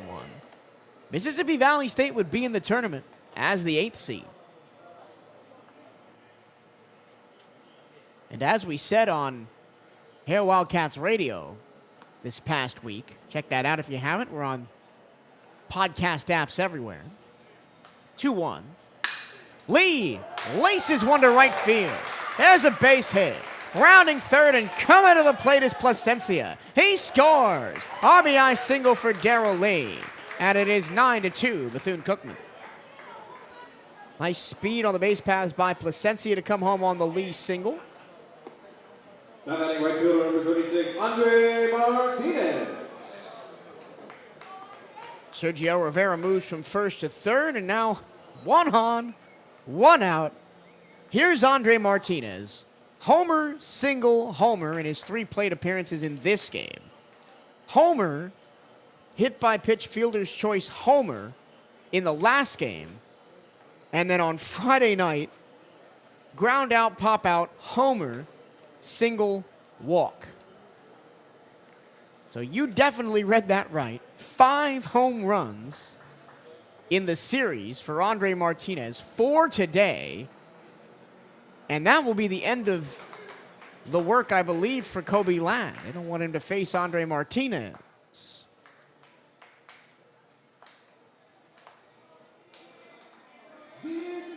But there has been a Mississippi Valley State lefty out of the bullpen warming up for the last couple of batters. So we'll see if Coach C.J. Bilberry takes the ball from Ladd or lets him work to the hottest man in baseball, it feels like right now.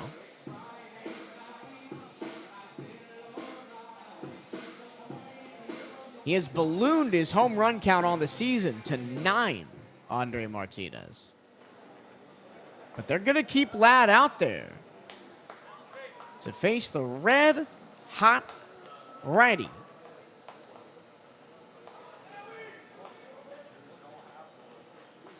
Breaking ball, low, ball 1. Martinez, originally from Barranquilla, Colombia.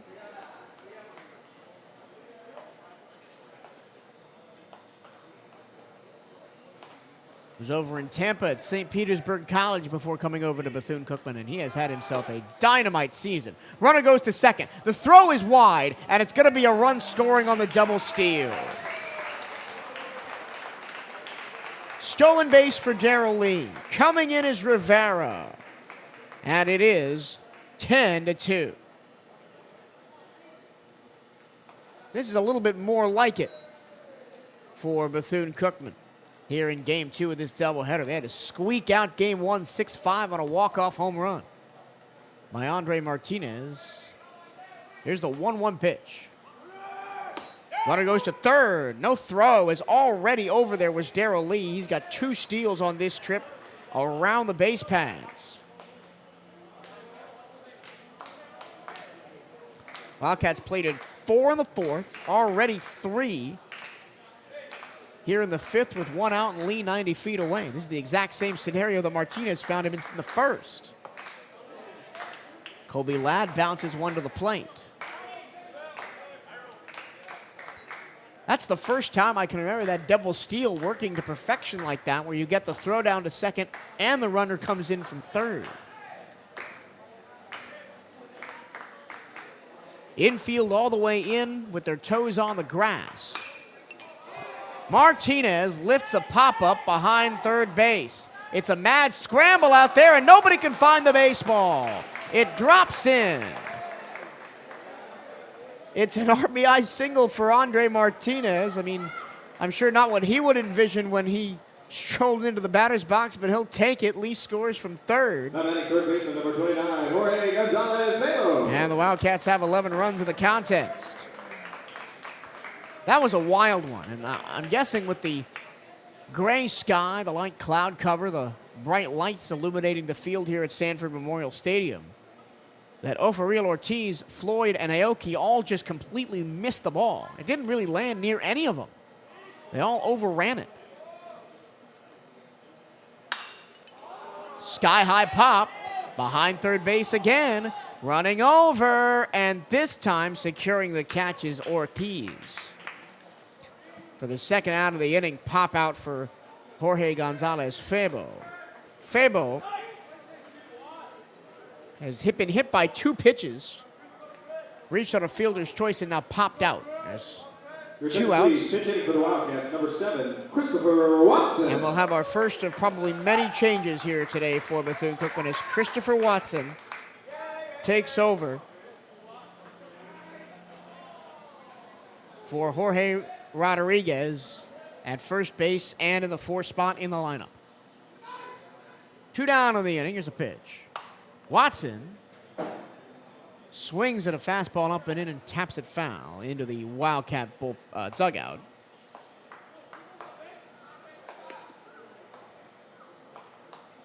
Christopher Watson, 13 at-bats on the season. 3 runs on 4 hits. No extra base hits and 4 RBI. Watson watches one that just barely clips the lower outside corner of the strike zone. He's behind 0-2.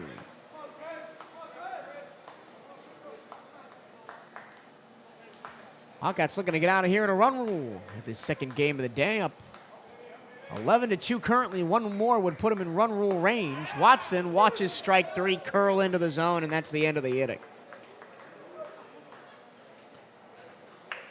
Wildcats put 4 more on the board. 4 runs on 3 hits, and they leave 1 aboard. We go to the 6th inning of play. It is 11-2 Wildcats here on the CatEye Network.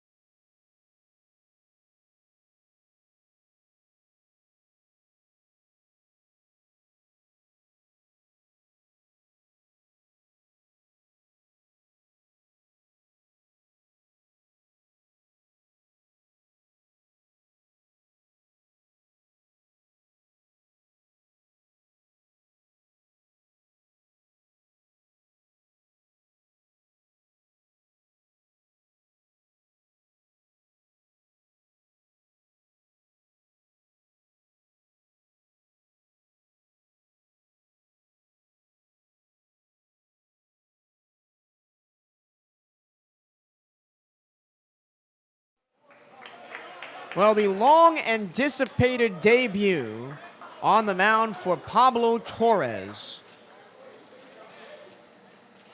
begins with a ball low and another ball low. Pablo Torres, preseason All-SWAC first-team reliever, preseason All-SWAC perfect game. The number 30 relief pitcher in all of college baseball, according to Perfect Game, has been battling an injury and finally makes his debut. Check swing and away by Kendall Brookings. The count is 2 balls and 1 strike. Last year led the SWAC in saves with 6 and finished 3rd in the SWAC in ERA at 3.42. He's got one of the best fastballs in all of mid-major baseball. That time couldn't find the inside corner with it. 3 balls and a strike.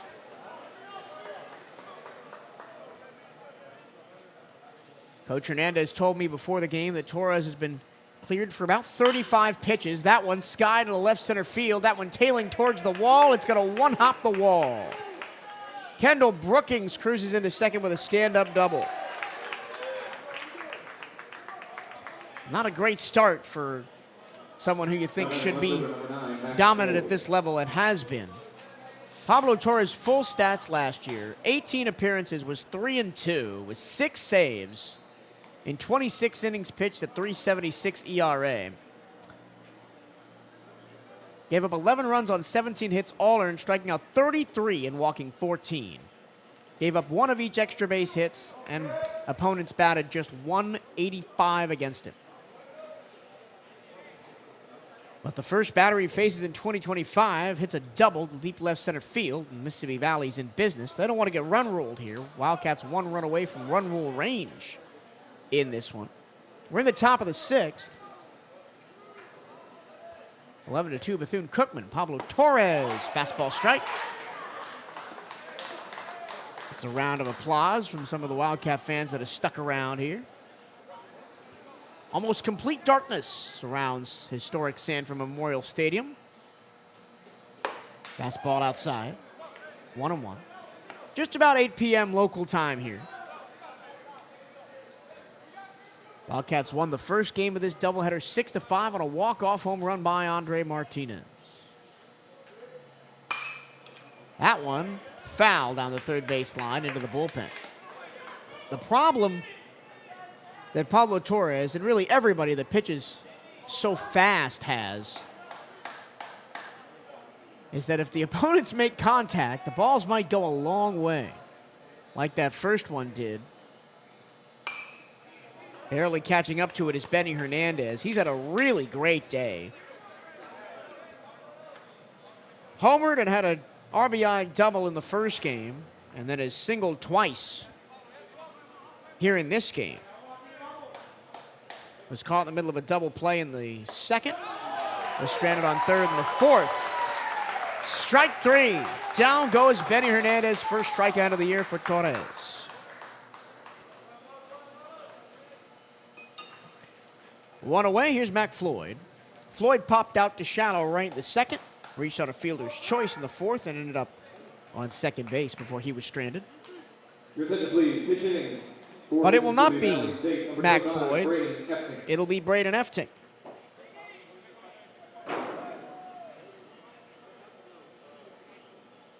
Eftink started on the mound on Friday night.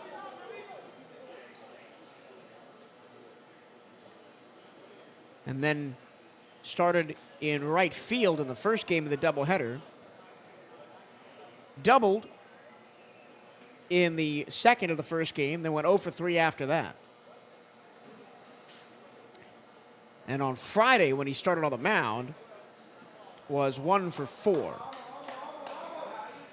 So 2 for 8 in the series for Eftink, and here he comes to replace Mac Floyd. He'll probably play left field when the Wildcats do go that way. A couple of defensive changes for Bethune-Cookman. Besides Pablo Torres on the mound, Andre Martinez has moved to first base. Fastball, strike inside corner. Daniel Figueroa has come on to play center field. And Sergio Rivera is in right. Swing and a miss. Torres took some off of it. Braden Eftink nowhere near. And now the count is 0-2. Torres, the righty from the stretch. Popped up, foul, third base side, out of play. So the 0-2 count holds, and Braden Eftink stays alive. Batting the 7th spot, replacing Mac Floyd, who was 0 for 1 with a fielder's choice. Eftink stays alive again.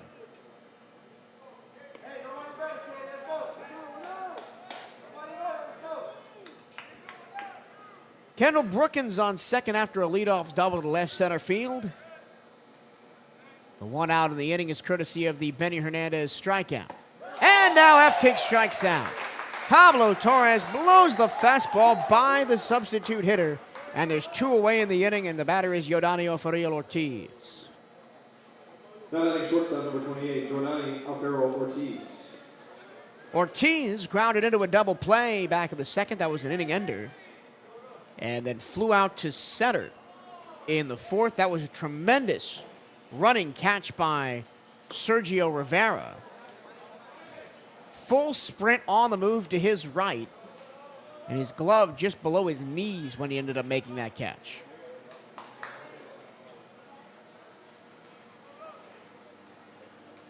Ortiz did not feature in the first 2 games of this series. He's ahead of the count 1-0, and now the count is even at 1-1. After a big cut and miss. Ortiz also has been on the mound for an inning in the third, pitched against the Wildcats last year. But he only comes in position player pitching situations. Ground ball softly hit towards second. Charging is Venegas. That'll end the inning. An excellent debut for Pablo Torres. He gives up a hit, strikes out 2, and gets out of the inning. No runs, a hit, 1 left. And we go to the bottom of the 6th. Still 11-2, Bethune-Cookman.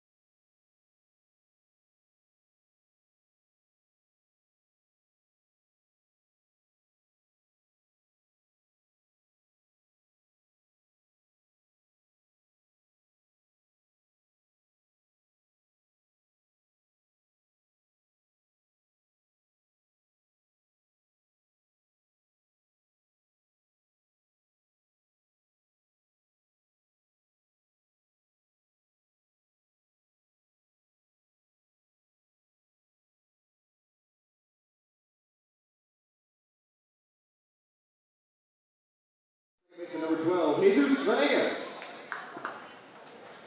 To the bottom of the 6th we go. Jesus Venegas leads off. Another new pitcher in the game for Mississippi Valley State. Brady Heinzman, the junior from Cartile, Illinois, and a transfer from Kacasia College.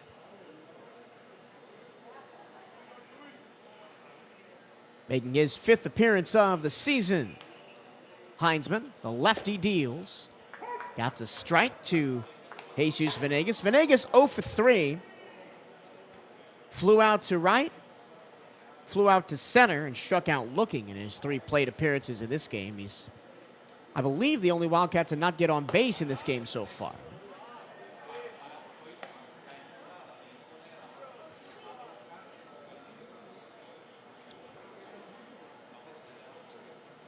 Full numbers on Brady Heinzman after this 1-1 delivery. Upstairs 2-1. 6 innings pitched. He's given up 16 runs on 12 hits, 11 earned. Striking out 6 and walking 5. He's allowed 3 doubles, no triples, 1 homer, 3 wild pitches, a hit by pitch, and his ERA is 16.50. Count is even at 2-2 after Jesus Venegas waves and misses at an upstairs fastball.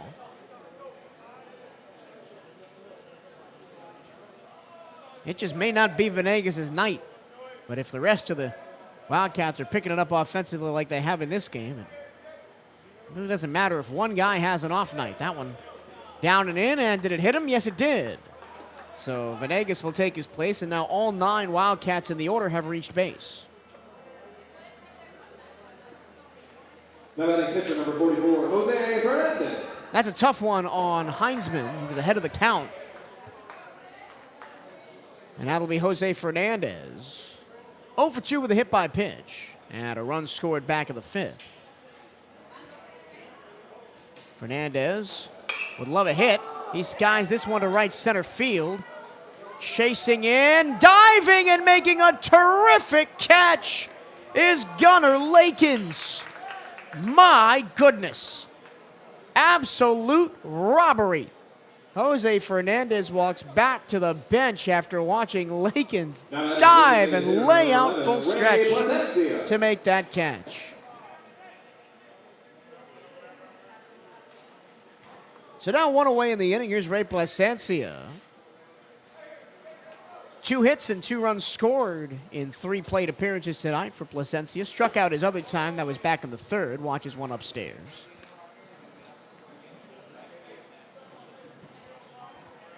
Brady Heisman for Mississippi Valley has not gone more than an inning and 2/3 in any of his previous 5 appearances this season. That one golfed to center field. Going back, Brookins. He will track it down and make the catch 2 away. The Wildcats just swinging at everything and trying to get it beyond the wall. The problem is, with the wind blowing so hard, that only really works if you're pulling the ball to left field, like Sergio Rivera did back in the 4th inning, as he put a leadoff home run over the left field wall. The Wildcats put 4 across in the 4th and 4 across in the 5th to blow this one open.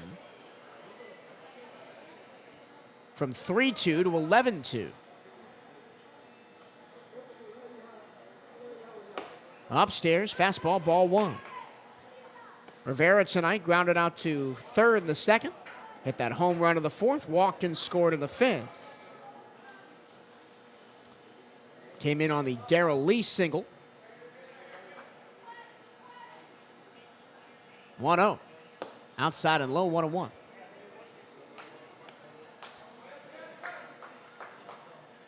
The teams that Brady Heisman has pitched against this season, 1 inning and a 1/3 against Lindenwood, 1 2/3 against Arkansas Baptist. That was his longest outing of the season. Here's the 2-0. Inside, almost hit him. 3 balls, no strikes. Just an inning each against Texas Southern, Alabama A&M, and Alcorn State in conference play.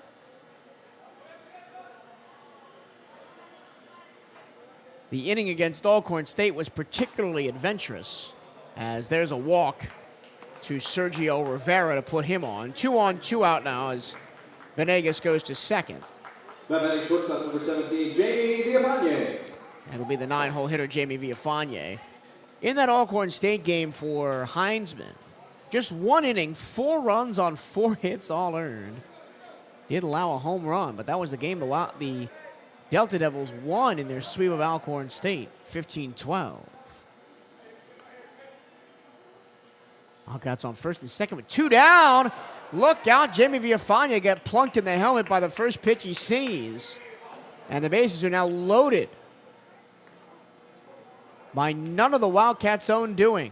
Hit by pitch, fly out, walk, hit by pitch, and the bases are juiced. And the batter. Center fielder number 20, Daniel Figueroa. And so Darrell Lee will be replaced in the lineup by Daniel Figueroa. And he is on with a big opportunity here to get the Wildcats beyond run rule range. First pitch is strike.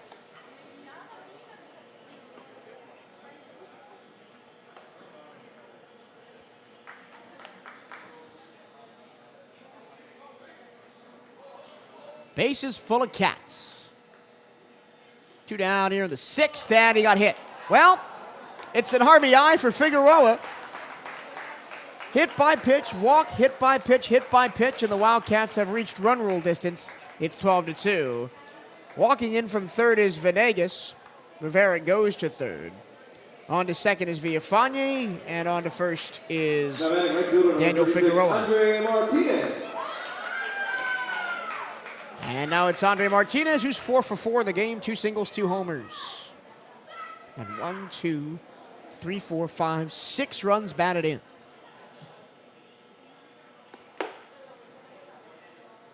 I think if Andre Martinez doesn't get Conference Player of the Week, Bryce is going to have to call the conference office again.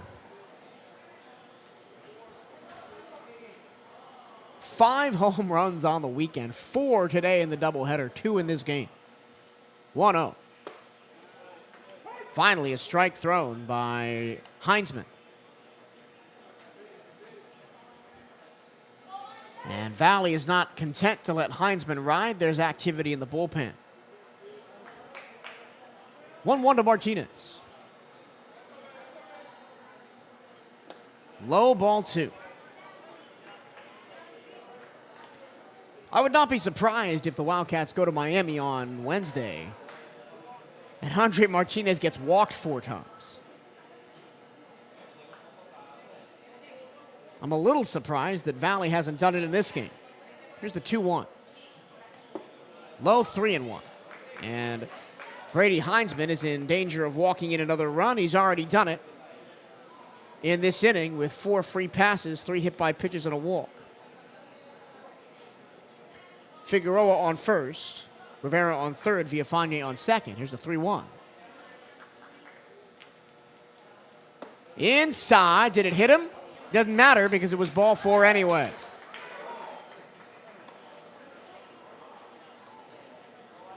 Wildcats have a 13th run as Sergio Rivera walks in from third. Villafane goes to third.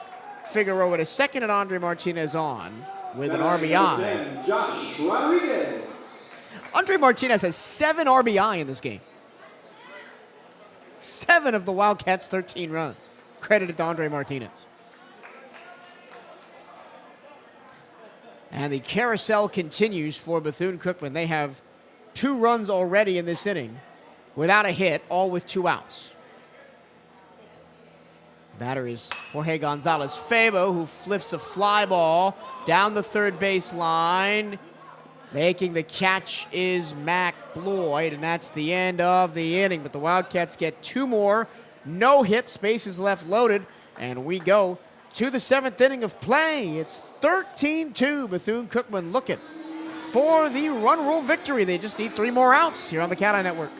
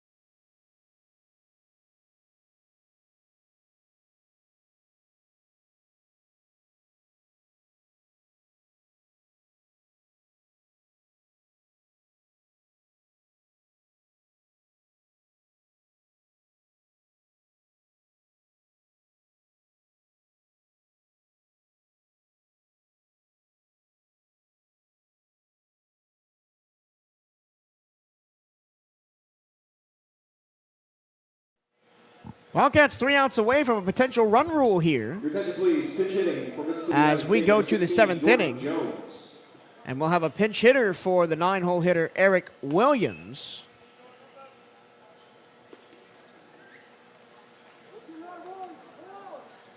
It will be the freshman from Detroit, Michigan, Jordan Jones. Jones on the ground softly to short, having to race in on it is Villafane, and there's an out called at first base.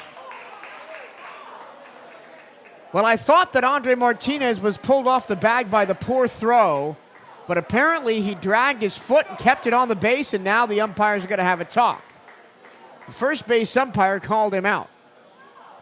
And now all the umpires are going to get together. From up here in the press box, it looked like he might have been safe because Martinez dropped the ball.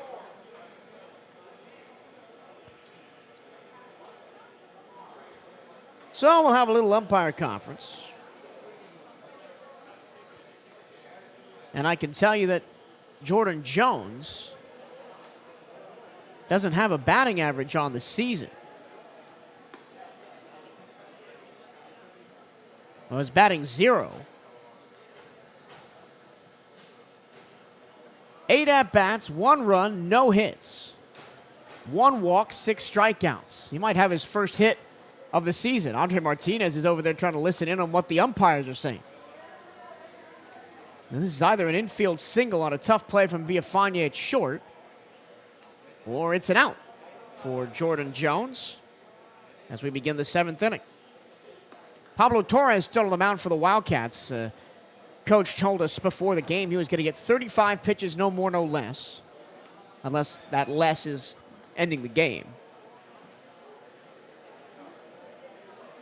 So he's going to keep going until he reaches that pitch count here in this 7th inning. The Wildcats up 13-2. If they hold Mississippi Valley State scoreless in this inning, it will be game over due to the 10-run after 7-inning rule. And even if they don't, the Wildcats will have a chance to walk it off, quote-unquote, in the bottom of the inning. So Pablo Torres is now going to take some warm-up pitches as the umpires still converse about what's going on with Jordan Jones at first. It was a bouncing ball towards shortstop. Villafane had to charge. He picked it up off the ground, fired to first, a little bit wild. Jordan Jones, the runner, was called out at first, even though it looked to me like the throw pulled Martinez off the bag. And this is a long conversation between the 3 umpires out there right about first base. The original call on the field was out. We do not have the benefit of replay here at Sanford Memorial Stadium. So it's all going to be about what those 3 guys in the black hats and shirts decide. And it's safe at first, so an infield single for Jordan Jones, his first hit of the season. And his first hit of his Wildcat career, and now Coach Hernandez is going to come out to argue, so we're going to be here for even longer before we get the next batter up to bat. And we're going to have a pinch hitter as well. Cade Wood is going to be done. And he will be pitch hit for by Noah Buford.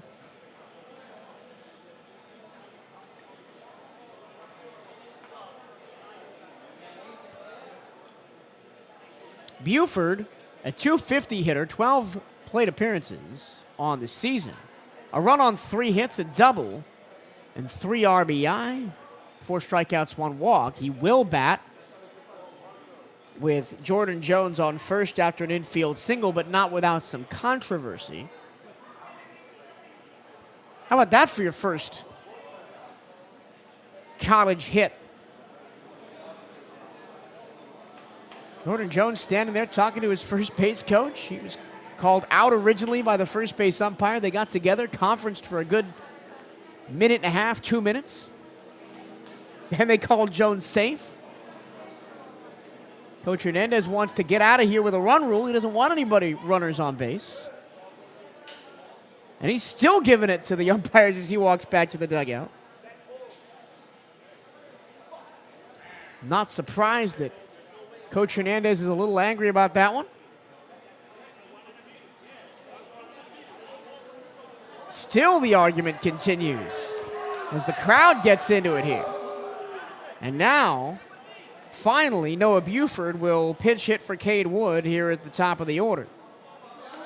Your attention, please. Pinch hitting for Mississippi Valley State, number 8, Noah Buford. 1 on, nobody out. Well, just like the last inning when Pablo Torres came in to pitch, allowed that leadoff double, and then got the next 3 batters 1, 2, 3.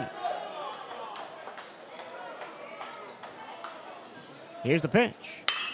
Liner, fair ball, third base side, down the line. That's going to go all the way to the wall. Jones is headed towards third. He'll be there. A double for Noah Buford. And Mississippi Valley's in business here. Second and third, nobody out. And we're going to empty the bench here as Aiden Meyer comes in.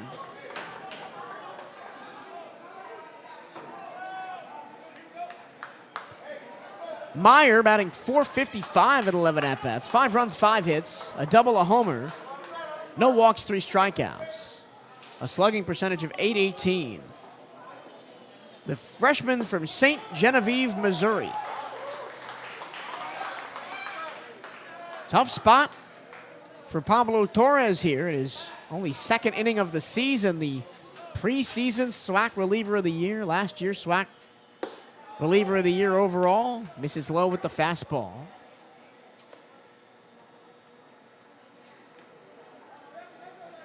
Jones on third. Buford on second after an infield single and a double down the third baseline. Torres misses low. And maybe you can tell that there's a little bit of rust on Pablo Torres. He was only cleared for about 35 pitches from the doctors.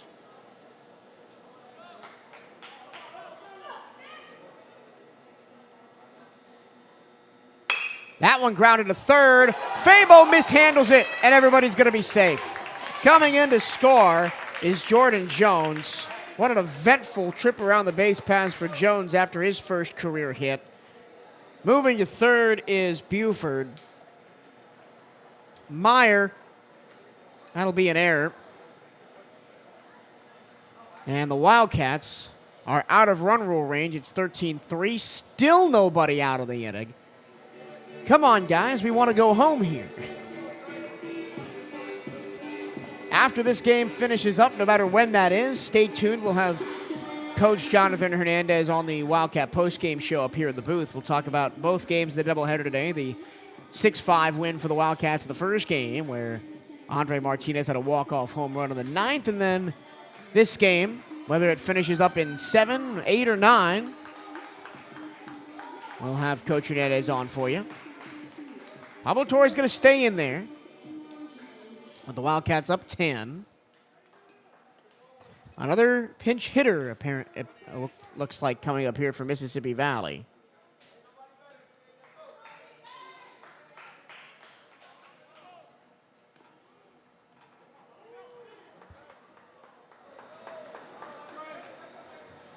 That'll be Trey Relaford, the freshman from Douglasville, Georgia. First pitch, a strike.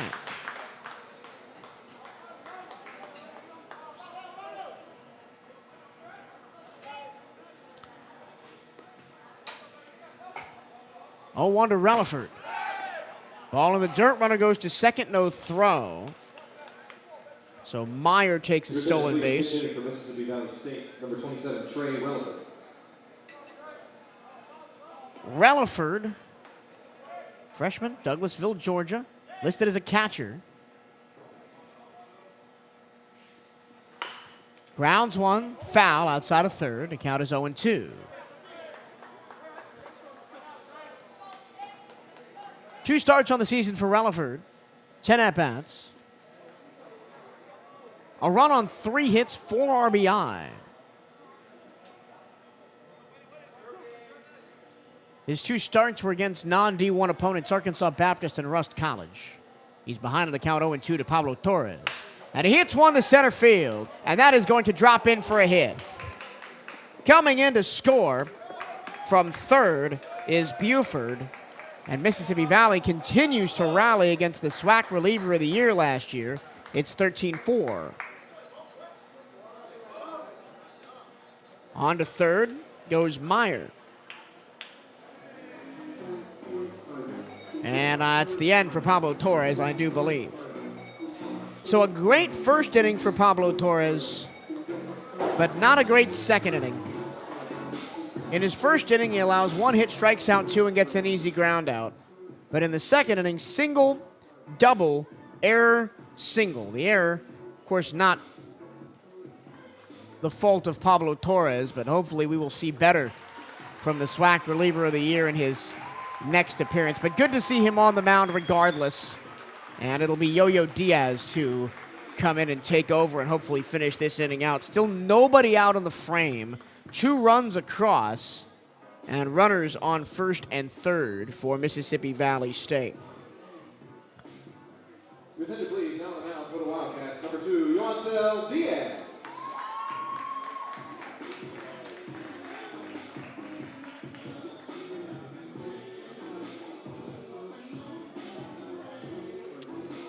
Yoancel Diaz comes in tonight, 8 1/3 innings pitched, a 4.32 ERA. He's allowed 4 runs on 8 hits, all earned, striking out 11, walking 2. Allowed 1 double, a homer, with an opponent batting average of .250. His last appearance was against USF on Tuesday. Pitched an inning, didn't allow a hit, struck out 2.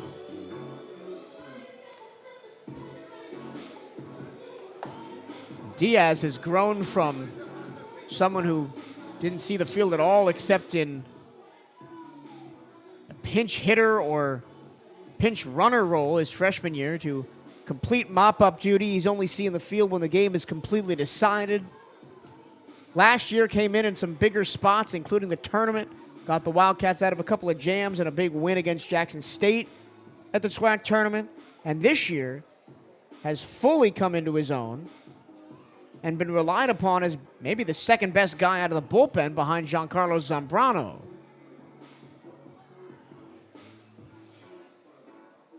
There is no BC without you. Show your support for Bethune-Cookman Athletics by joining the Wildcat Champions Club today. Help us build a championship culture at Bethune-Cookman. You can donate and join at Cookman at bcuathletics.com/champions club today. That's bcuathletics.com/champions club. And if you haven't seen it already, go ahead and check out the video on the CatEye Network YouTube channel and our social accounts. Athletic Director Reggie Theus takes you through the upgrades to the Gail Lemoran football facility. It's coming along nicely. Runners on the corners, 2 already in the inning for Valley. It's 13-4 Wildcats. Yo-Yo Diaz on the mound. Breaking ball, tap foul, straight back.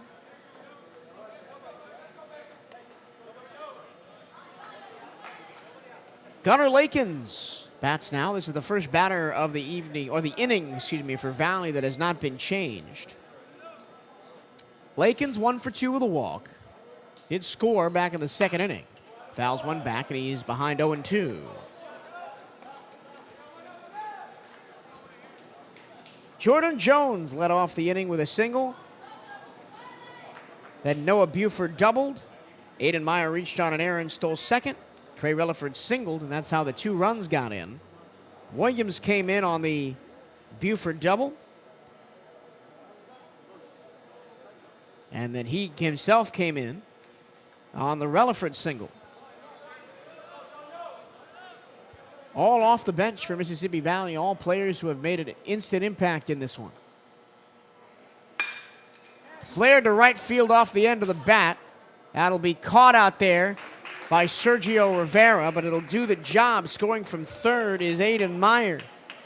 3 in the inning for Mississippi Valley, and it is 13-5. Here in the top of the 7th. Number 43, Kendall Brookins. Well, all the Wildcats' dreams of going home early have been dashed here in this inning. If they'd gotten through it cleanly, it would have been a run rule victory. 10 after 7. Mississippi Valley has plated 3 in the inning with just 1 out.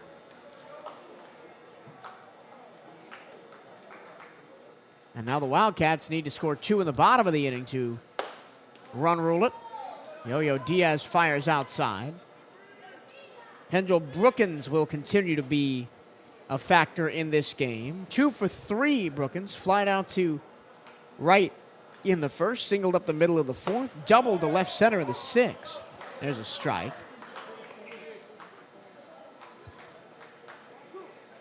Count as a ball and 2 strikes. Yo-Yo Diaz trying to get out of this AB. Here's the pitch. Ground ball, base hit, first base side. Well, the hits keep coming, and they don't stop coming for Mississippi Valley here in the 7th. The 4th hit of the inning to go along with 1 error. Rutherford moves to second. Brookins on with a base hit. The only out for Mississippi Valley State, number 3, Tom Early. Of the inning was that sac fly to right field by Gunnar Lakins. Benny Hernandez will be replaced by a pinch hitter.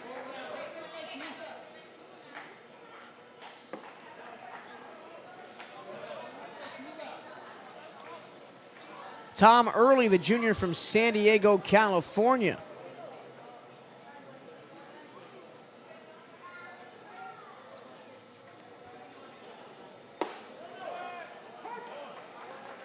And Early has a 1-1 count on him by Yo-Yo Diaz.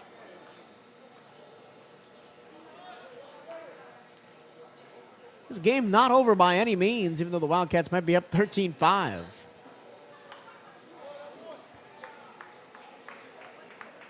And that one came in and hit him on the arm guard. I didn't even see that. And so now the bases are loaded again. Rutherford on to third, Brookins to second, and Tom Early to first. With a hit by pitch. Now batting number 25, Braden Efton. Well, the Wildcats certainly making it difficult for themselves here. Just 1 out, 3 already in the inning. The bases are loaded again. And here's Braden Efting, who struck out his first time out after replacing Mac Floyd in the 6th inning. So Sanchez gave you 6. Torres gave you an inning and a third. And now Yo-Yo trying to get out of this inning. Just 1 out in it all and 3 in. I think it's frustration more than anything else for Bethune-Cookman because you were free and clear at 13-2, 3 outs away from a win. And now you got to play more baseball after being here all day, back end of a doubleheader, breaking ball, strike 0-2 on Efting.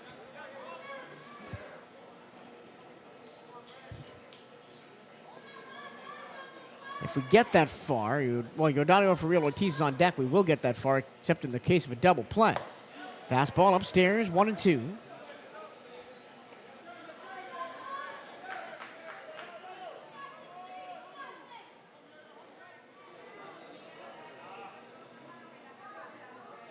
Yo-Yo, the 1-2.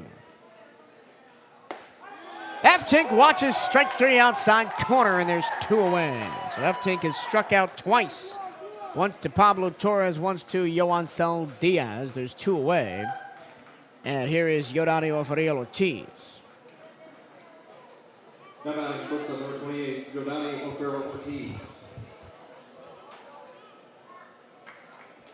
Ortiz 0 for 3. Grounded into a double play in the 2nd. First pitch upstairs, 1-0. Flew out to center field with a great catch by Sergio Rivera in the 4th, and then grounded out to second in the 6th. Bases loaded, 2 out, 3 already in the inning for Mississippi Valley to make it 13-5. Chops it foul, 1-1.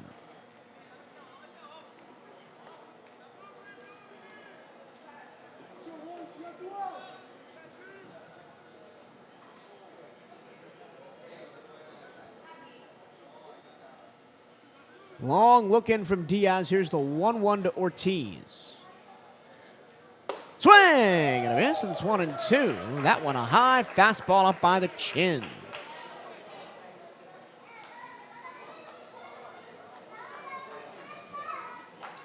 Bases loaded for Mississippi Valley.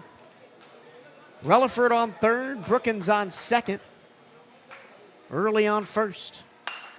In the air, right field coming on is Rivera. That's the end of the inning. Finally. 3 runs, 1, 2, 3, 4 hits, and an error, and the bases left loaded. We go to the bottom of the 7th. Wildcats need 2 runs to end this one early here on the CatEye Network.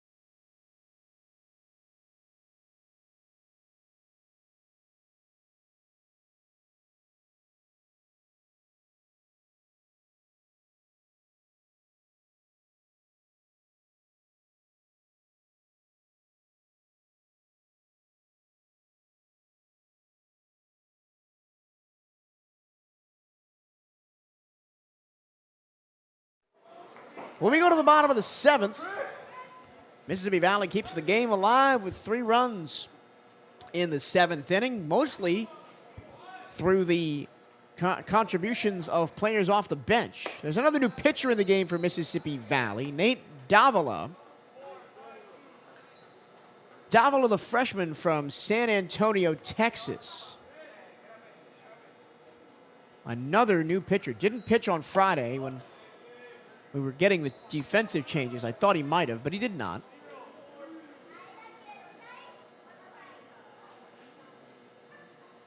Davila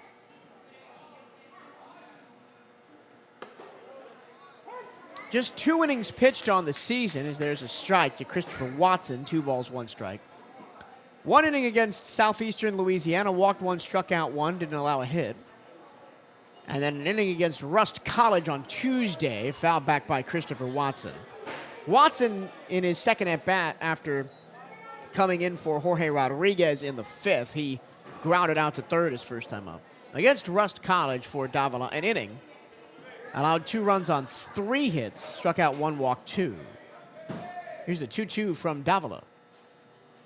Watson pops it straight back onto the screen and into the roof. Count holds 2-2.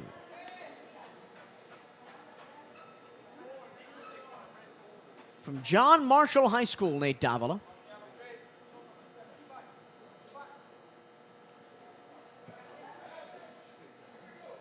Technically a 9 ERA, as he didn't allow a run in 1 inning against SLU, then allowed 2 runs in 1 inning against Rust College. 3 balls, 2 strikes. The count's on Christopher Watson. Upstairs, ball 4, and Watson walks. Let's get you through the defensive changes for Mississippi Valley because there are many as Jesus Venegas comes up to bat. F. Tink is in left. Brookins remains in center. Meyer is in right. Jordan Jones playing third now. O'Farrell Ortiz is still at short. Early is at second. Lakins goes from right to first. And, of course, Davila on the mound and Relaford now behind the plate. First pitch is a letter high strike to Jesus Venegas. Not a great night for Venegas. 0 for 3 with a hit by pitch and a run scored. Flew out in the 1st and 3rd, struck out looking in the 4th. Hit by pitch in the 6th, came around to score. He hits one in the air, left field. That is going to be over the head of F. Tink into the wall. F. Tink completely misplayed it. That's a stand-up double for Jesus Venegas. On to third goes Watson, and the Wildcats have put the winning, quote-unquote, run on second with nobody out. Now batting pitcher number 44, Jose Fernandez. Little bit of redemption there for Jesus Venegas. That was as hard hit a ball as we've seen today. Even the ones that left the yard just smashed over the head of F. Tink in left, and it hit the wall.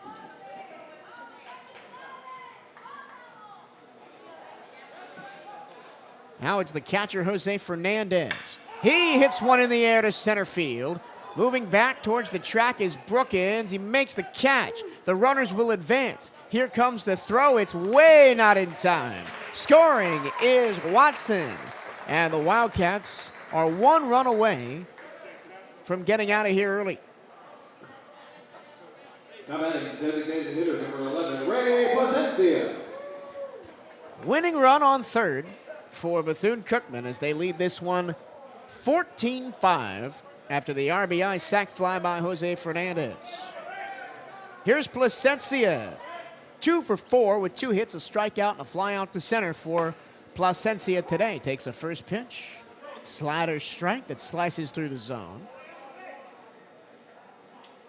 Infield in, their toes touching the grass for Mississippi Valley. Want to cut off anything they can early to prevent the run from coming in.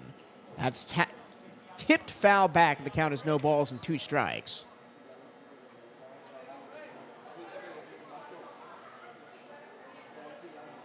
Nate Davila trying to keep the game alive here for Mississippi Valley. Wildcats looking for the sweep. 0-2. Placencia waves and misses at a really bad one outside, had no chance at it, and there's 2 away in the inning. And now it's Sergio Rivera. Your attention, Nope, please. it is not. For the Wildcats, number 4, Peter Vasquez. It'll be Peter Vasquez to pinch hit for Sergio Rivera. Rivera's night is done. A home run, 2 walks, a ground out, and 3 runs scored. And here's Peter Vasquez. A base hit ends the game here. Outside, ball 1. Vasquez has not gotten a ton of looks this season. And he's batting just .63. In 16 at-bats, 1 run. No, sorry, 1 hit, 6 runs, because he's been a pinch hitter and pinch runner a couple times. That 1 hit was a double, 2 RBI.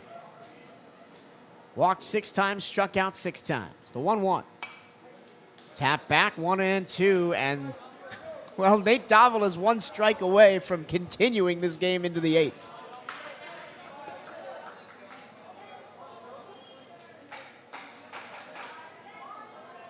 Vasquez, the senior from Puerto Rico, facing the freshman Davila. Here's the 1-2. In the air, right field, not deep. Meyer stands under it, and we go to the 8th. The Wildcats a run on a hit, and that's it. They strand 1, and we go to the 8th inning. 14-5 Bethune-Cookman here on the CatEye Network.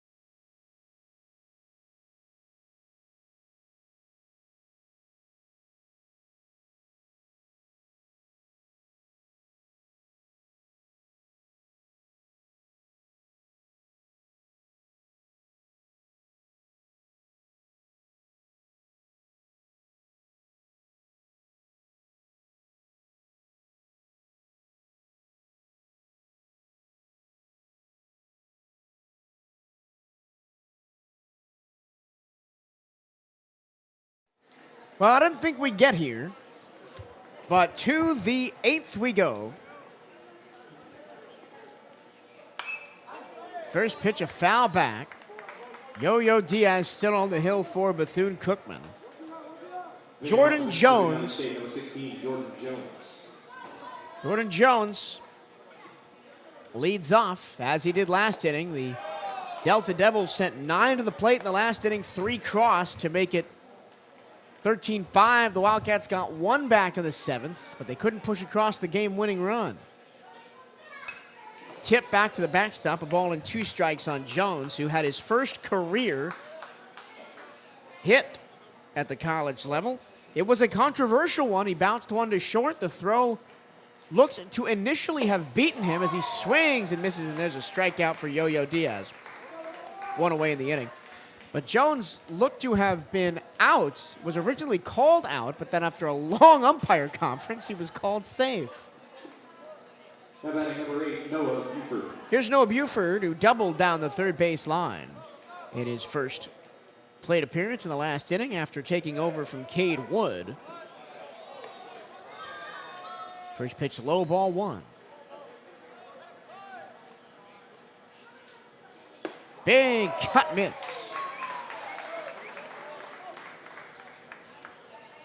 One more defensive change for the Wildcats. Peter Vasquez, who batted in the bottom of the 7th, comes in. Big swing and miss. Oh, I had the count wrong. Down goes Buford on strikes, and Juan Diaz is settling in nicely in this inning.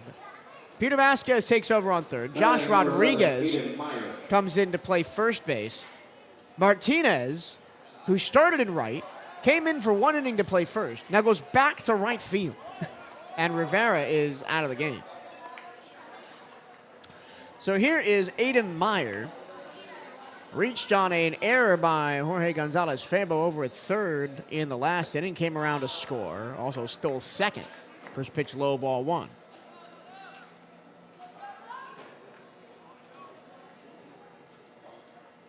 (1-0) from Diaz. That one finds the zone. Wildcats hoping to blank the Delta Devils here. They would only need 1 run in the 8th to send us home early. Off of a long, long day at the ballpark. The 1-1. Swing and a miss, 1-2. Oh, that's it. Well, we were behind in the count again. That's it. 3 strikeouts for Yoancel Diaz. 1, 2, 3 go the Delta Devils. That just shows you how long we've been at the ballpark today, folks. I got here at about 1 o'clock. It's now 9 p.m. Wildcats have a chance to get home early with a run in the bottom of the 8th. We go the next here in the CatEye Network.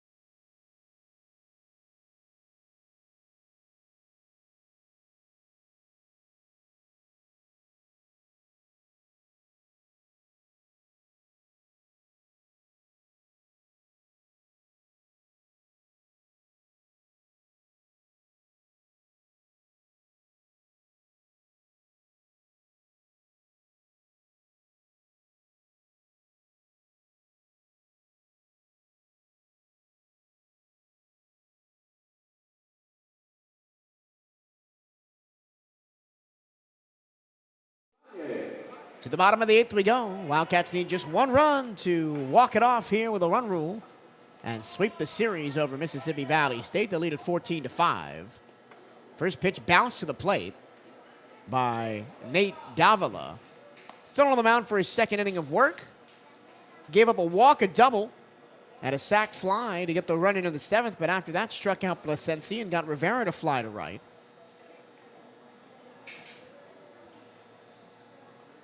Davila behind in the count, 1-0 to Jamie Villafane. And he hit Villafane, and the potential winning run is on with nobody out. Hit by pitch. First one given up by Davila in the game. Daniel Figueroa. Back to the top of the order. Here's Daniel Figueroa. Was hit by a pitch. Back in the 6th inning. Pitch hitting for Darrell Lee. This is his 2nd plate appearance of the game.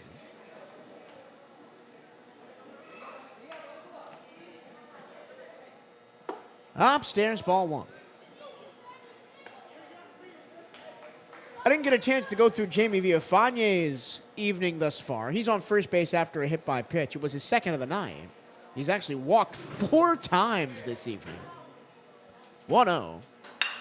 In the air left field. That's going to get down the line and head to the wall.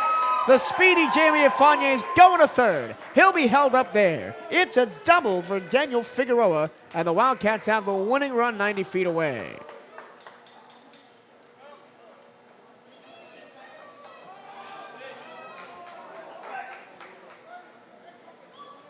"11 hits for the Wildcats tonight.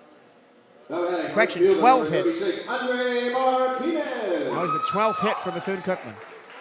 12 hits for Mississippi Valley. There's been a lot of offense in this game, and a lot of offense in this series. And it's Andre Martinez. Who else would be up? 5 home runs in this series in 2 days. 4 today. 2 in this game, 2 in the first game of the doubleheader. He would be up with the winning run on third and nobody out.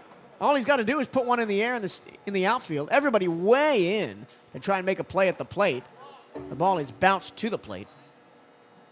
And it's 1-1 on Martinez. But you know that Andre Martinez wants to end this in style. He wants to send this over a wall somewhere, preferably the left field one where he's hit all 5 of his home runs this weekend. Villafana dancing on third. Martinez chops it to short. They come home with it and safe. They forgot that it was not a force out at home.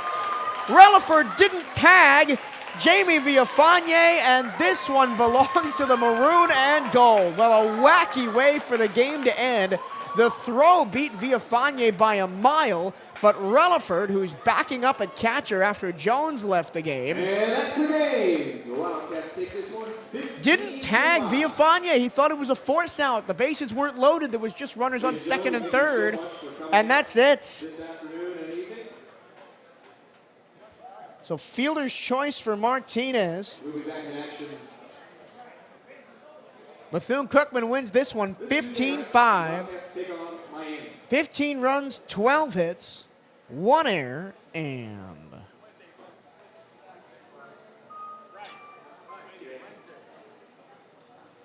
12 left on for the Wildcats. Mississippi Valley, 5 runs on 12 hits. They committed 1 error and left 9 on base, including 2 left on, 2 times the bases left loaded. I am almost out of brain capacity here as the Wildcats sweep Mississippi Valley State 13-3, 6-5 in the middle game, and 15-5 here in Game 3. We will wait for Coach Johnny Hernandez to come up to the booth and talk to us all about today's action on the Wildcat Postgame Show. Thank you so much for sticking around.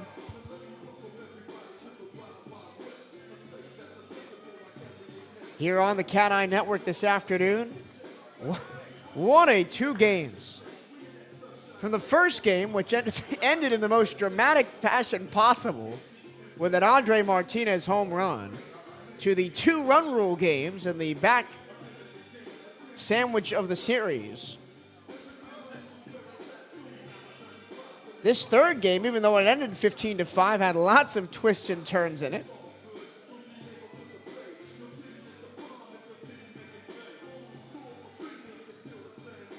The winning pitcher for the Wildcats is Edwin Sanchez, as the Wildcats never trailed in the ball game. Sanchez's record is now 4-1. The loss was saddled by Cade Wood, as he was the starter that led up the first 2 runs of the game.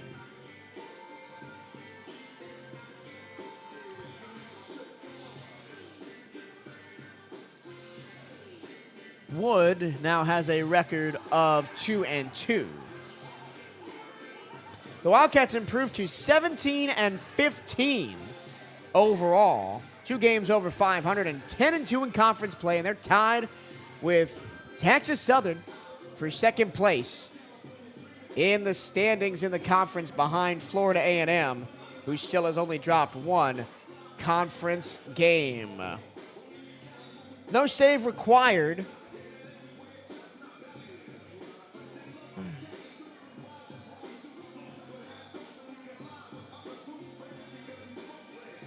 Time of the ball game, 2 hours, 55 minutes for this one. It was a long one.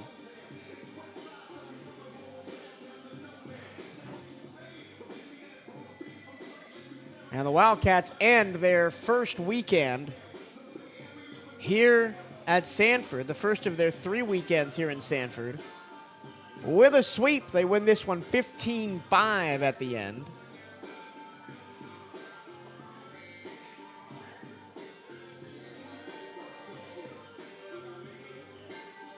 Once again, Edwin Sanchez takes the win, his record 4-1. Cade Wood takes the loss, his record now 2-2. Mississippi Valley falls to 9-13 after the sweep here at the Jack this weekend, or at Sanford this weekend. They drop to 4-8 in conference play. We're now joined by Coach Hernandez here on the Bethune-Cookman postgame show. Well, Coach, 2 games that couldn't have been different here this afternoon, with the walk-off win in Game 1 and then the run rule in Game 2. I think I can't start anywhere else but Andre Martinez. 5 home runs on the weekend, 4 across the doubleheader today. He's been unbelievable. Yeah, I mean, even at USF, right, I think he had a couple of big hits and a home run there, so he's just going right now, and I mean, glad he's on our side, So we changed the lineup up, during the beginning of the year now, and I think he feels comfortable in the 2 spot. So, looking forward for Andre to continue having success. Let's talk about that first game. You never led until it was 6-5 at the end of the game. You always were chasing. Corey got roughed up a little bit early on. He settled in towards the end. Zambrano came in and really settled things down. It allowed you guys to get back in the game, and then eventually Martinez did what he did at the end. Yeah, just a gritty outing, by Corey. It was a situation where he left a couple of pitches up. And again, like, Valley is a scrappy ball club. They're going to put the ball in play. I mean, they hit all weekend. It seemed like anything we threw, they were hitting. So kudos to them for obviously what they were able to accomplish against Corey. But, again, we kind of stayed the course. At-bats were, missed a little bit in the middle of the game, and then we finally, came through big at the end to walk it off there with Andre. So just good weekend overall for the Wildcats. Then in the second game, you kind of dominated the middle innings, looked like it was going to be a run rule. In 7, they came back on you a little bit, scored 3 in the 7th before you finally walked it off in the 8th. Talk about Pablo Torres. He came in, threw about 30 pitches, his first outing of the season. He looked pretty good in that first inning, but he looked like his stamina wasn't quite there yet in that second inning. Yeah, it's just like what I told Pablo, when we pulled him out, it's not so much the result, it's just getting his feet wet, right? And just kind of getting his bearings underneath him. It's his first outing all year, the injury that he had. And, he's worked hard to put himself in a position to be ready to pitch. And, that's the dedication, to him, to getting back, to helping our ball club. And it's gonna help us big time. So not really too worried about the result. It's just about getting him where he needs to be in order to be ready for us towards the back half of the SWAC Conference Series and moving forward the rest of the year. You get an extra day off, no Tuesday game for you this week. You go down to Miami on Wednesday and then leave from there to go to Alabama A&M over the weekend. It's going to be a tough one.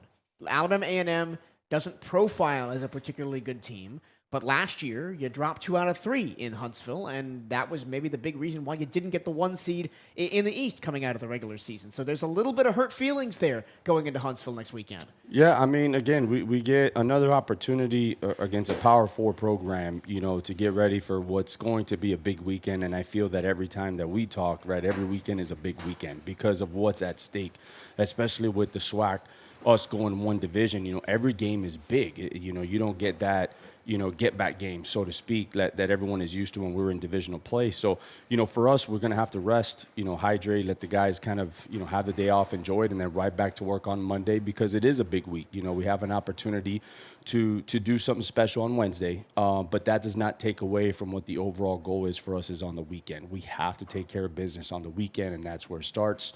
And our guys are, hopefully ready for a really good week with the Wildcats. Thank you for your time, Coach. Congratulations on the sweep this weekend, and we'll see you next time. You got it. Hail Wildcats. Once again, the Wildcats win this one. They sweep the doubleheader. The first one, 6-5. The second one, 15-5. 15 runs on 12 hits, 1 error, and 12 left on base for the Wildcats in game number 2. Mississippi Valley State, 5 runs on 12 hits, an error, and 9 left on base in game number 2. The Delta Devils left the bases loaded 2 times in the game. That'll do it for a long day out here at Sanford Memorial Stadium. Thank you so much for sticking with us throughout the entirety of it. My name is Michael Cirillo. I have a very tired voice. Thank you to the rest of our CatEye Network crew, Autumn Sander, Bryce Arnowski, Romeo Guzman down there taking pictures. We all appreciate your company this afternoon. We'll be back on your airwaves for Wildcat baseball, not next weekend, not this week at Miami, but at North Florida, as the Wildcats will play there on April 15th. That'll be the next Wildcat broadcast here on the CatEye Network. My name is Michael Cirillo. Thank you so much for your company all weekend long, and we'll see you then. Have a good night.